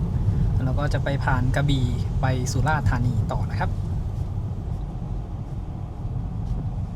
โอ้วิวสวยจริงๆเดี๋ยวผมให้ดูที่ปัดน้ำฝนนะครับตรงพวงมาลัยเนี่ยถ้าเรากด1ทีปุ๊บมันจะมีตรงนี้ขึ้นมาให้เราเลือกได้ด้วยนะว่าจะให้เป็นความเร็วระดับไหนหรือจะเป็นออโต้คือไม่จำเป็นต้องไปเข้าเมนูตรงนี้ก็ได้นะครับหรือจะออฟก็ได้ลองกดตรงนู้นอีก1ทีเนี่ยตอนนี้เราเอาไว้ออโต้ก่อนนะครับแล้วถ้าเป็นโฮเขาเป็นรูปบอกว่าเรากดปุ่มค้างไว้มันจะฉีดน้ำล้างกระจกหมายถึงที่ปุ่มนั้นลองกดดูจะมีน้ำล้างกระจกขึ้นมาตอนนี้ขับมาได้58กิโลเมตรนะครับจากที่ภูเก็ตค่าเฉลี่ยการใช้พลังงานอยู่ที่136วัตต์/ต่อกิโลเมตรคือทางเขาจะเป็นทางโค้งเยอะๆแล้วก็เป็นขึ้นลงเนินมาเรื่อยๆนะครับจะเห็นว่าพอเบาะเป็นสีขาวนะทำให้ห้องโดยสารเนี่ยรู้สึกโปร่งโล่งขึ้นนะครับแล้วก็เวลามองเนี่ยมันจะรู้สึกสว่างดีเลยนะในรถดูสะอาดช่วงที่เบาะใหม่ๆอยู่นี้นะครับ แล้วก็ถ้าเป็นตอนกลางคืนนะครับไฟของรถเนี่ยพอส่องมาที่เบาะยิ่งทำให้ภายในห้องโดยสารเนี่ยดูสว่างมากเลยอย่างเช่นรถที่เราเอามาทดลองให้ดูเนี่ยไม่ได้ติดฟิล์มนะเวลาเปิดไฟในรถเนี่ยจะโดดเด่นมากเลยนะครับทีนี้ถ้าเป็นรถที่เราซื้อมาใช้งานจริงก็อาจจะต้องติดฟิล์มเข้มขึ้นมาหน่อยนะไม่งั้นเวลากลางคืนนะเราแค่ขึ้นรถเนี่ยคนจากด้านนอกนี้มองเข้ามาเห็นชัดเจนมากเลยนะครับตอนนี้คนขับเป็นไงบ้างแล้วเนี่ยดีค่ะก็ตอนนี้ก็ฝนยังตกอยู่นะคะก็ต้องขับรถด้วยความระมัดระวังแต่ว่าบรรยากาศดีมากนะคะก็2ข้างทางนี่เขียวชอุ่มพังงานี่ก็เป็นอีกจังหวัดหนึ่งนะคะที่เวลาขับผ่านเนี่ยวิวสวยมากเลยช่วงนี้ฝนตกค่อนข้างหนักเดี๋ยวผมจะลองวัดความดังตรงกระจกหน้าแล้วก็กระจกหลังคาให้ดูนะครับ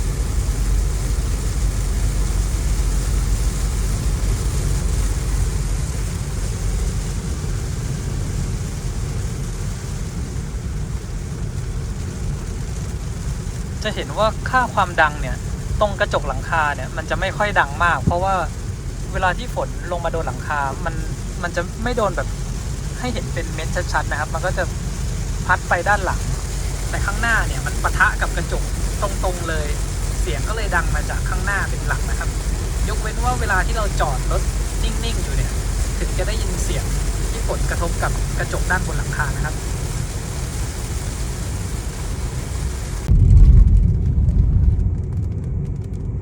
เส้นทางจากสุราษฎร์ธานีมาภูเก็ตเนี่ยช่วงนี้เขาจะมีทำทางนะครับอย่างเช่นตรงนี้ก็ทำทางมาเป็นระยะทางหลายกิโลเมตรแล้วเหมือนกันนะครับและข้างหน้าที่เรามองไปก็ยังทำทางอยู่ซึ่งเราขับมาจากภูเก็ตได้ประมาณ110กิโลเมตรนะครับก็จะมาเจอที่ทำทางอยู่ก็กลับกันถ้าเป็น ช่วงที่เราขับมาจากสุราษฎร์เนี่ยก็ประมาณ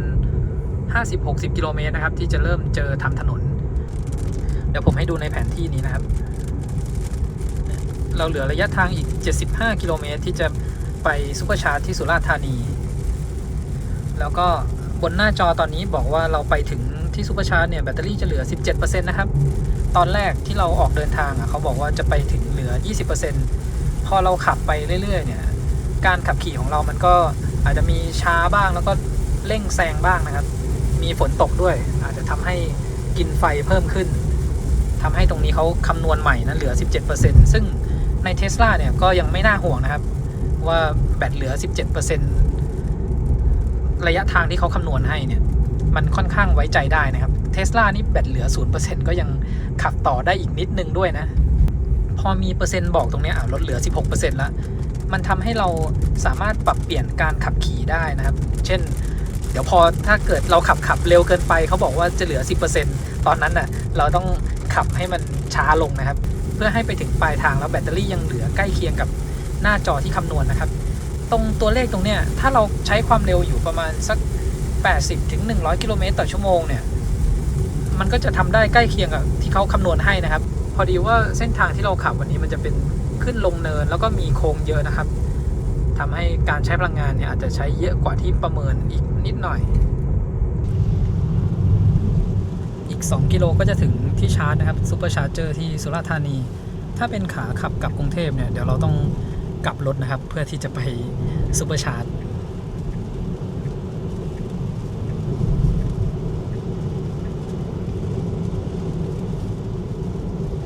ดูในแผนที่นี่นะครับเราจะต้องไปกลับรถแล้วก็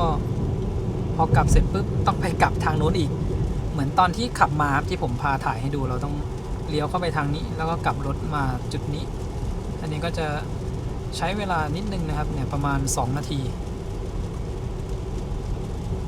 ส่วนถ้าเป็น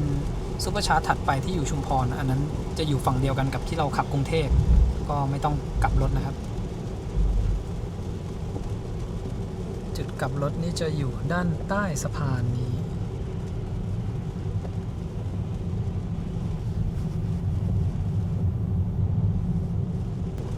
ที่เราต้องมากลับรถตรงเส้นนี้นะครับเพราะว่าถ้าเราขามาเนี่ยถ้าเราขึ้นสะพานมันจะเลยไปเลยนะเลยต้องออกมาเส้นที่จะเข้าไปทางเมืองนี้นะครับเนี่ยตรงนี้เมื่อวันที่ขับไปภูเก็ตนะผมก็ถ่ายตั้งแต่ช่วงจุดนี้นะครับเราจะต้องไปกลับรถด้านหน้านี้ดูคู่กับแผนที่ไปเลยนะครับประมาณ700 เมตรจากจุดกลับรถนะครับ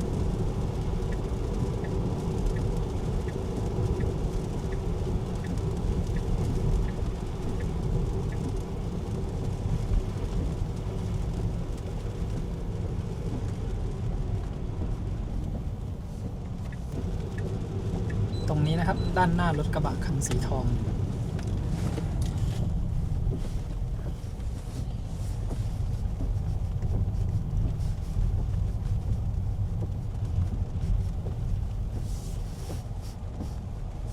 เขาเปิด7 โมงถึง 4 ทุ่มนะครับ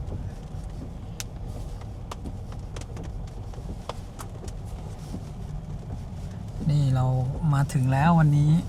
เราก็เหมือนเดิมนะครับสำหรับที่นี่ต้องไปยกที่กั้นออกก่อนนะช่วงที่ฝนตกนะครับแล้วเราใช้ Tesla รีบหยิบหัวออกมาเสียบเข้าไปเป็นอันจบนะครับที่เหลือเดี๋ยวรถก็เริ่มชาร์จแล้วแป๊บเดียวเป็นสีเขียวเนี่ยไม่ต้องรอสแกนนะครับก่อนหน้านี้ไปชาร์จตู้ปตท.นะพอเราเสียบหัวเสร็จต้องไปสแกนหน้าเครื่องก่อนอันนี้ก็ใช้งานได้ง่ายมากๆนะครับไม่วิ่งหลบฝนเนาะตอนนี้เราทำให้ดูก็เลยไม่ได้วิ่งหลบฝน ถ้าเป็นช่วงฝนแรงๆเรารีบเสียบแล้วเราก็ต้องรีบเข้ารถถูกไหม ดูที่หน้าจอรถนะครับตอนเนี้ยกำลังไฟเข้าที่172กิโลวัตต์เลยนะครับบรรยากาศด้านในมีดคาเฟ่นะครับก็จะมีที่นั่งอยู่ทางด้านนู้นด้วยแล้วก็มีมุมทางด้านนี้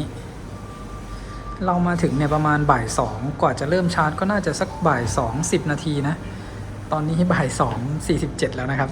ลดชาร์จจากตอนที่มาถึงเนี่ยแบตเตอรี่ประมาณ 16% นะตอนนี้ 91% แล้วลดชาร์จจะเต็มแล้วนะครับแต่คนเนี่ยเพิ่งจะได้อาหารนะเดี๋ยวลองให้ดูในแอปด้วยเลยนะครับอันนี้ในแอป Tesla เราสามารถดูเปอร์เซ็นต์แบตระหว่างที่ชาร์จได้เลยนะครับแล้วก็บอกกำลังไฟด้วยที่แบตเตอรี่ 92% เนี่ย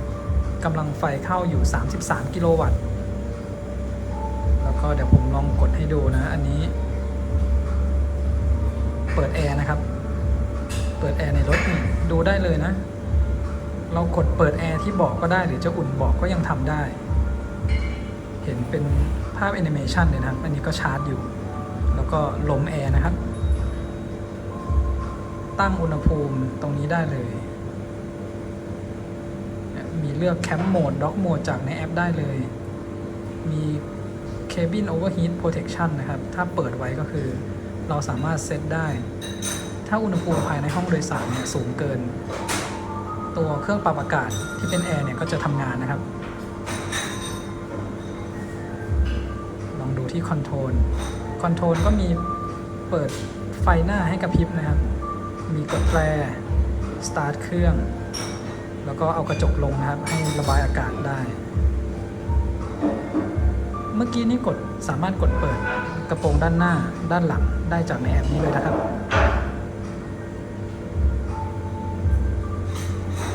ดูโลเคชันรถนี่ที่เราจอดชาร์จอยู่ตอนนี้แล้วก็พอกดที่เมนู Charging จะบอก Tesla Supercharger ที่อยู่ใกล้ๆเรานะครับบอกด้วยว่าถัดไปก็จะมีกาลาดคาเฟ่ชุมพรที่อยู่ห่างไป200 กิโลเมตร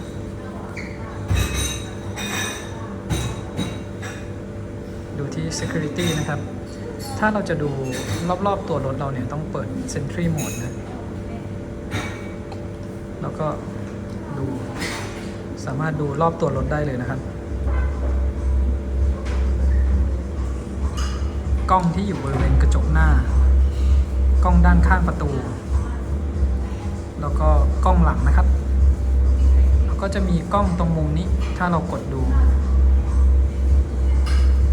นี่นะครับอีก2มุมที่เพิ่มขึ้นมา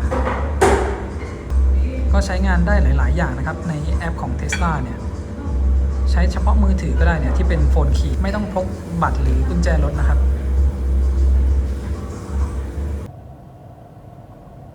ทีนี้มาลองดูขากลับกรุงเทพนะครับถ้าเราชาร์จเสร็จแล้วเนี่ยออกจากมีดคาเฟ่ไปต้องไปกลับรถไกลขนาดไหน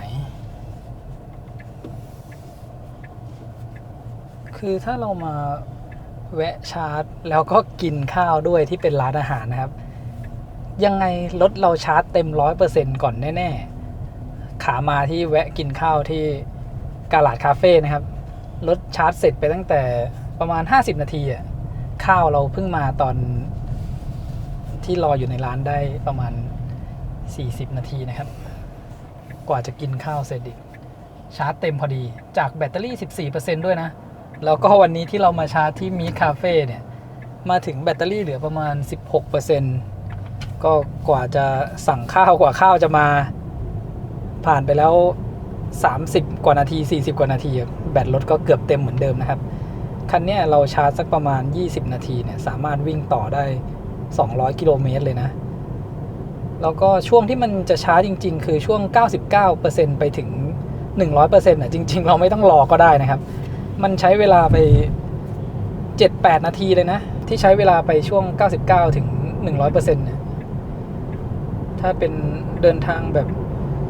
รีบทำเวลาเนี่ยชาร์จถึง 80% ก็พอแล้วจะใช้เวลาอยู่ประมาณ25 นาทีนะครับวันนี้ที่ชาร์จจาก16ถึง 80% ก็ถือว่าเร็วมากๆเลยนะระยะทางที่เราขับเข้ามาถนนใหญ่แล้วก็ไปกลับรถเนี่ยประมาณกิโลเมตรกว่าๆครับก็ไม่ได้ไกลมากถ้ามาแวะชาร์จแล้วไม่ได้ต้องเสียเวลากินข้าวนะก็แป๊บเดียวนะครับช่วงที่เรากลับรถก็ประมาณ 2-3 นาทีชาร์จเสร็จออกมากลับรถ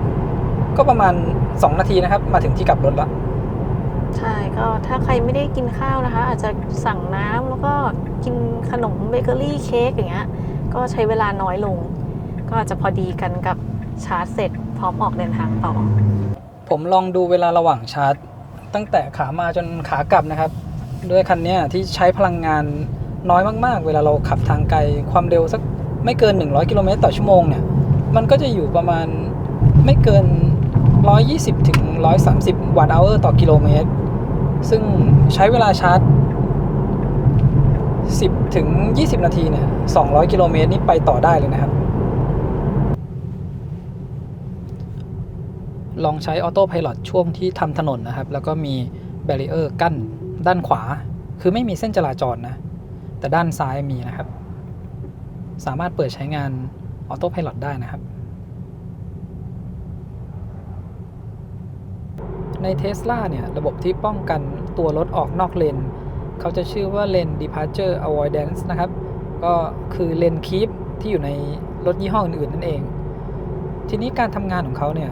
จะทำงานที่ความเร็ว64กิโลเมตรต่อชั่วโมงขึ้นไปจนถึง145กิโลเมตรต่อชั่วโมงนะครับตอนนี้เราขับอยู่ที่ความเร็วประมาณ90กิโลเมตรต่อชั่วโมงเดี๋ยวผมจะลองให้ดูถ้าตัวรถเนี่ยเฉียงไปทางซ้ายเหมือนจะออกนอกเลนก็จะดึงกลับให้นะครับดึงแบบค่อนข้างสมูทนะไม่ได้แบบ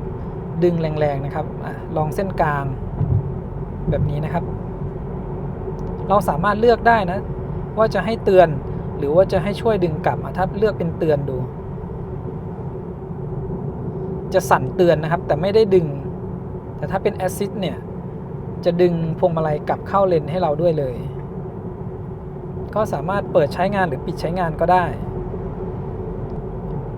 ตั้งแต่ขับจากกรุงเทพไปภูเก็ตแล้วก็ภูเก็ตกำลังกลับกรุงเทพเนี่ยโหมดที่ใช้งานส่วนใหญ่ผมใช้งานโหมดชิลนะครับคือในโหมดชิลเนี่ยอัตราเร่งมันจะเป็นแบบนุ่มนวลนะครับเวลาที่เรากดลงไปที่คันเร่งเนี่ยมันจะค่อยๆเพิ่มความเร็วขึ้นมาแต่มันก็ไม่ได้ช้าเลยนะแป๊บเดียวขึ้นมา120แล้วทีนี้จะมีอีก1โหมดนะครับก็คือ Standard ในโหมด Standard เนี่ยเวลาที่เรากดเร่งความเร็วเนี่ยมันจะมาเร็วขึ้นกว่าเดิมนะครับกดเร่งแป๊บเดียวเนี่ย120เกือบจะ130แล้วคือถ้าเราไม่มองความเร็วนะครับมีทะลุขึ้นไป140 150ได้แบบง่ายๆเลยนะซึ่งนี่ขนาดว่าเราบรรทุกน้ำหนักมาด้วยอีก200กิโลกรัมเหมือนเดินทางต่างจังหวัดแบบไปกันทั้งครอบครัวหรือว่าไปกับเพื่อนๆนะครับนั่งเต็มคันรถอัตราเร่งในโหมดชิลเองก็โอเคแล้วนะและยิ่งพอเปลี่ยนเป็นโหมดสแตนดาร์ดเนี่ยแตะคันเร่งแป๊บเดียวนี่ความเร็วพุ่งขึ้นเลยนะครับไม่น่าห่วงเลยนะเวลาเราเดินทางต่างจังหวัดนี่เป็นรุ่นเริ่มต้นแล้วก็คุ้มค่าที่สุดเลยนะถ้าผมดูจากอัตราการใช้พลังงานเนี่ยเราอยากจะขับให้ประหยัดก็ประหยัดจริงๆรุ่นนี้ถ้าไม่ได้บรรทุกน้ำหนักมาด้วยอีก200กิโลกรัมเนี่ยผมว่าขับให้มันประหยัดอยู่แถวๆ100วัตต์เอาร์ต่อกิโลเมตรได้แบบง่ายๆนะครับหรืออาจจะต่ำกว่านั้นถ้าเราขับสักไม่เกิน100กิโลเมตรต่อชั่วโมงนะครับแล้วก็ถัดมานะด้านใต้เนี่ยที่จะเป็น steering weight ก็คือน้ำหนักพวงมาลัยใน Tesla เท่าที่ผมใช้มานะ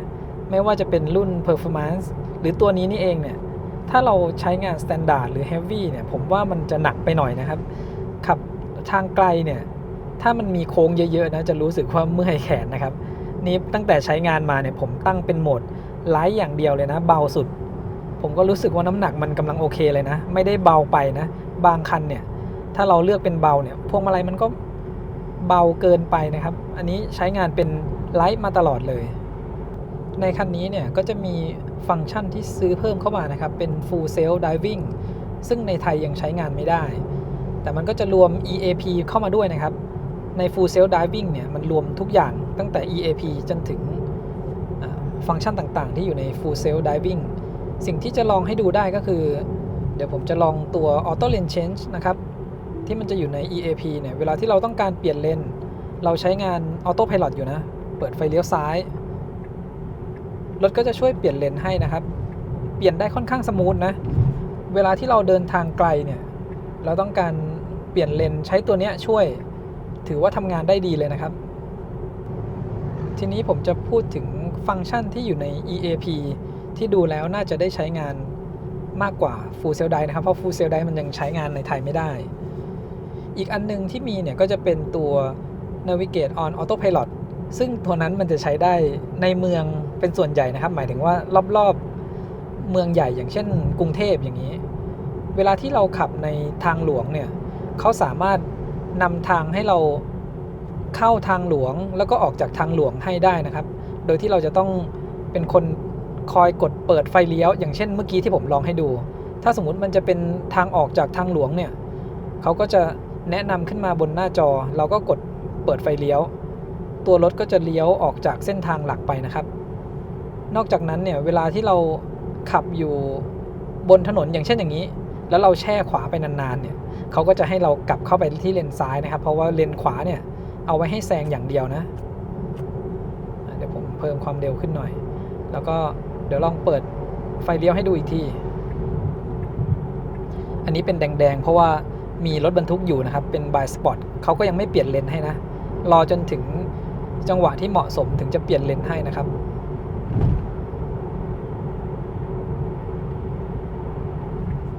เปิดไฟเลี้ยวขวาซึ่ง EAP เนี่ยก็จะมีที่เป็น Summon Mode นะที่เราเอาไว้สามารถควบคุมรถได้นะครับกดให้มันเลื่อนเข้าเลื่อนออกจากที่จอดรถก็ได้หรือว่าเรียกรถมาหาเราก็ได้แต่ในโมเดล3 Highland เนี่ยเขาตัดพวกเซ็นเซอร์อัลตราโซนิกออกเลยทำให้ตอนนี้ยังใช้งานไม่ได้ต้องรออัปเดตซอฟต์แวร์อีกทีนะครับตอนนี้ผมก็ใช้งาน Autopilot อยู่นะดูนะครับเนี่ยการที่เขาช่วยเราขับเนี่ยเดินทางไกลต่างจังหวัดมันก็ทำให้สะดวกสบายยิ่งขึ้นนะไม่เหนื่อยมากนะครับเราคอยประคองพวงมาลัยไปเขาก็จะควบคุมให้รถเนี่ยอยู่กลางเลนเนี่ยเข้าโค้งด้วยนะครับซึ่งจริงๆแล้วตัว Autopilot ที่ใช้งานอยู่นะตอนเนี้ย Tesla ทุกคันเนี่ยให้มาด้วยนะครับมันก็จะเป็น Adaptive Cruise Control บวก Lane Centering ที่ช่วยให้รถเนี่ยอยู่กลางเลนนะครับก็ควบคุมไปเรื่อยๆอย่างเงี้ยแต่ใน Tesla เนี่ยซอฟต์แวร์เขาทำมาดีมากๆทำให้เวลาที่เราใช้งานเนี่ยรถจะนิ่งเหมือนเราขับเองเลยนะบางคันเนี่ยเราใช้งานตัว Autopilot เนี่ยจะรู้สึกว่าพวงมาลัยจะหักซ้ายบ้างหักขวาเอาบ้างมันไม่นิ่งนะครับแต่คันนี้นิ่งๆเลยคันหน้าชะลอนะครับเขาก็ค่อยๆชะลอตามช่วงล่างของคันนี้เซ็ตมากำลังโอเคเลยนะครับขับในเมืองเนี่ยก็ไม่ได้รู้สึกว่ามันแข็งกระด้างจนเกินไปขับใช้งานต่างจังหวัดเนี่ยเข้าโค้งความเร็ว120อย่างนี้ยังรู้สึกมั่นใจดีเลยนะครับเราก็ไม่ได้นุ่มเกินไปด้วยนะถ้ารถเซ็ตมานุ่มเกินไปเวลาที่เราเข้าโค้งเร็วๆมันจะรู้สึกย้วยหรือว่าโค้งนะครับเนี่ยช่วงล่างเซ็ตมานุ่มกระชับกำลังดีเลยสำหรับขาขับกลับกรุงเทพนะครับจุดชาร์จที่ชุมพรเนี่ยกาลาดคาเฟ่เราไม่ต้องกลับรถแล้วนะเพราะว่าอยู่ฝั่งเดียวกันนะครับ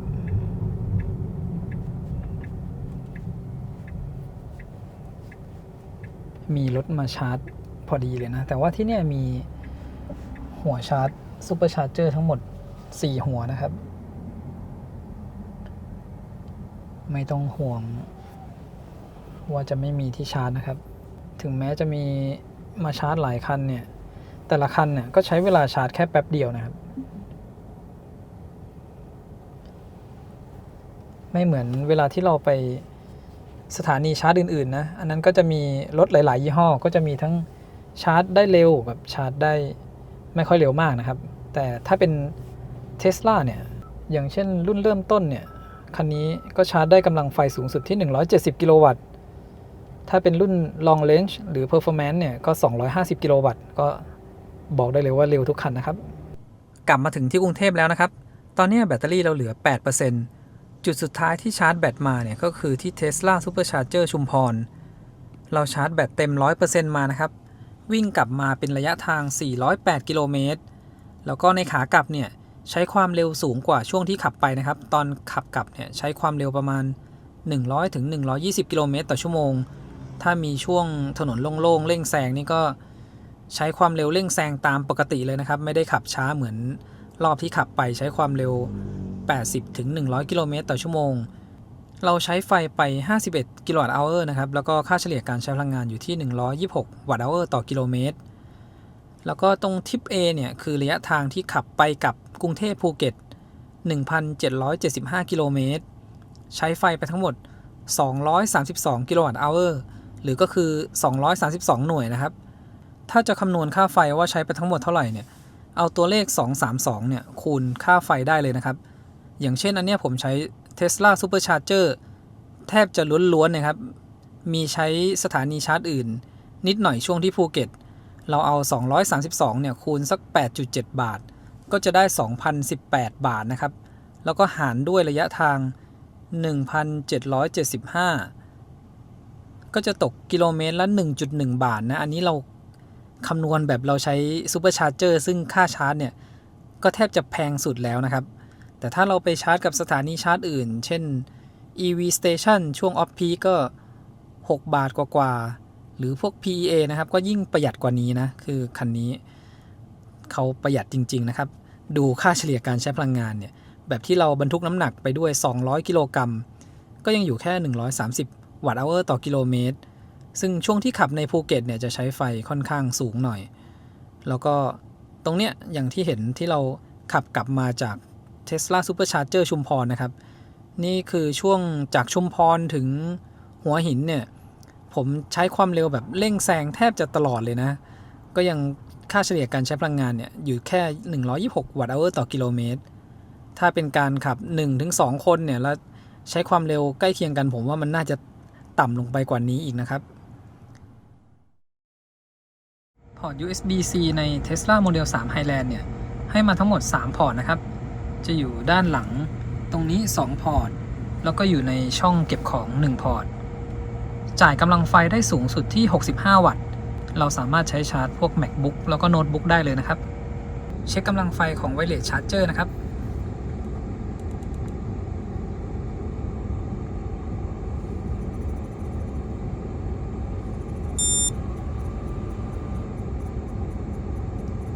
Wireless Charge ในคันนี้ได้สูงสุดที่10วัตต์นะครับเมื่อกี้ผมลอง15วัตต์ไปรอบนึงมันจะขึ้นไม่ถึงแล้วก็อันนี้เดี๋ยวผมทำให้ดูนะเวลาที่เราชาร์จพวก Wireless เนี่ยตำแหน่งเครื่องมันต้องตรงกลางพอดีนะครับอย่างเช่นเครื่องนี้ถ้าเราขยับให้ออกจากตรงกลางสังเกตที่ตัวเลขตรงนี้เมื่อกี้มันอยู่10วัตต์ตอนนี้มันลดลงนะครับแล้วถ้าเราเอาไปอยู่ตรงกลางก็จะเป็น10วัตต์มาดูทางช่องขวา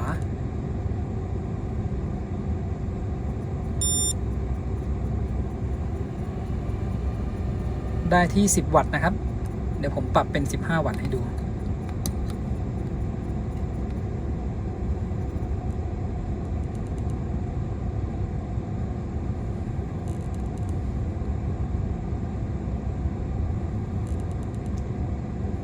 ถ้าเป็น15วัตต์เนี่ยเครื่องไม่สามารถเทสได้นะครับเพราะว่าตัวไวเลสเนี่ยมันจ่ายไฟออกมาไม่ถึง15วัตต์นะครับ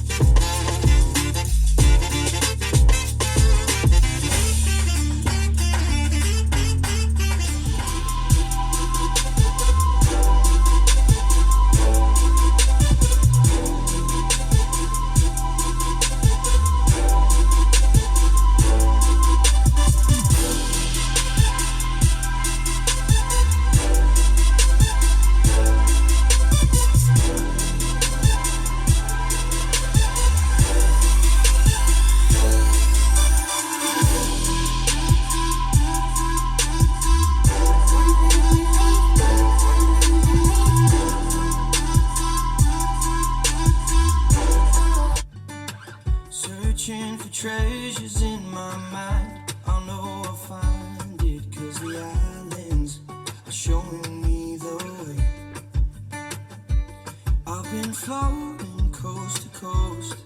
from Cuba to Mexico. It don't matter if I'm lost, because I know when I'm with you I'm home.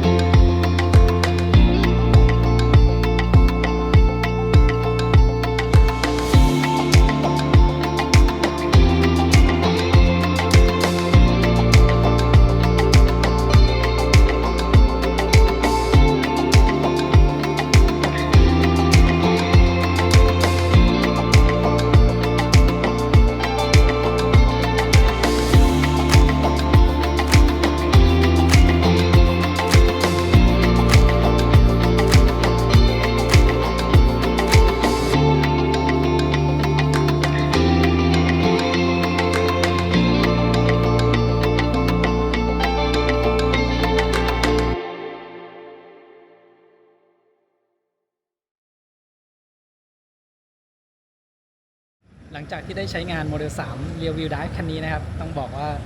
เขาทำมาดีจริงๆนะการใช้พลังงานเนี่ยประหยัดมากๆเลยนะยังไม่เคยเจอในคันไหนคือเราบรรทุกน้ำหนักมาขนาดเนี้ยการใช้พลังงานอยู่แค่ประมาณ100 ถึง 110 วัตต์เอาต่อกิโลเมตรคือถ้าใครเป็นคนที่ขับทางไกลแบบชิลๆนะครับ80-100เนี่ยประหยัดมากแน่นอน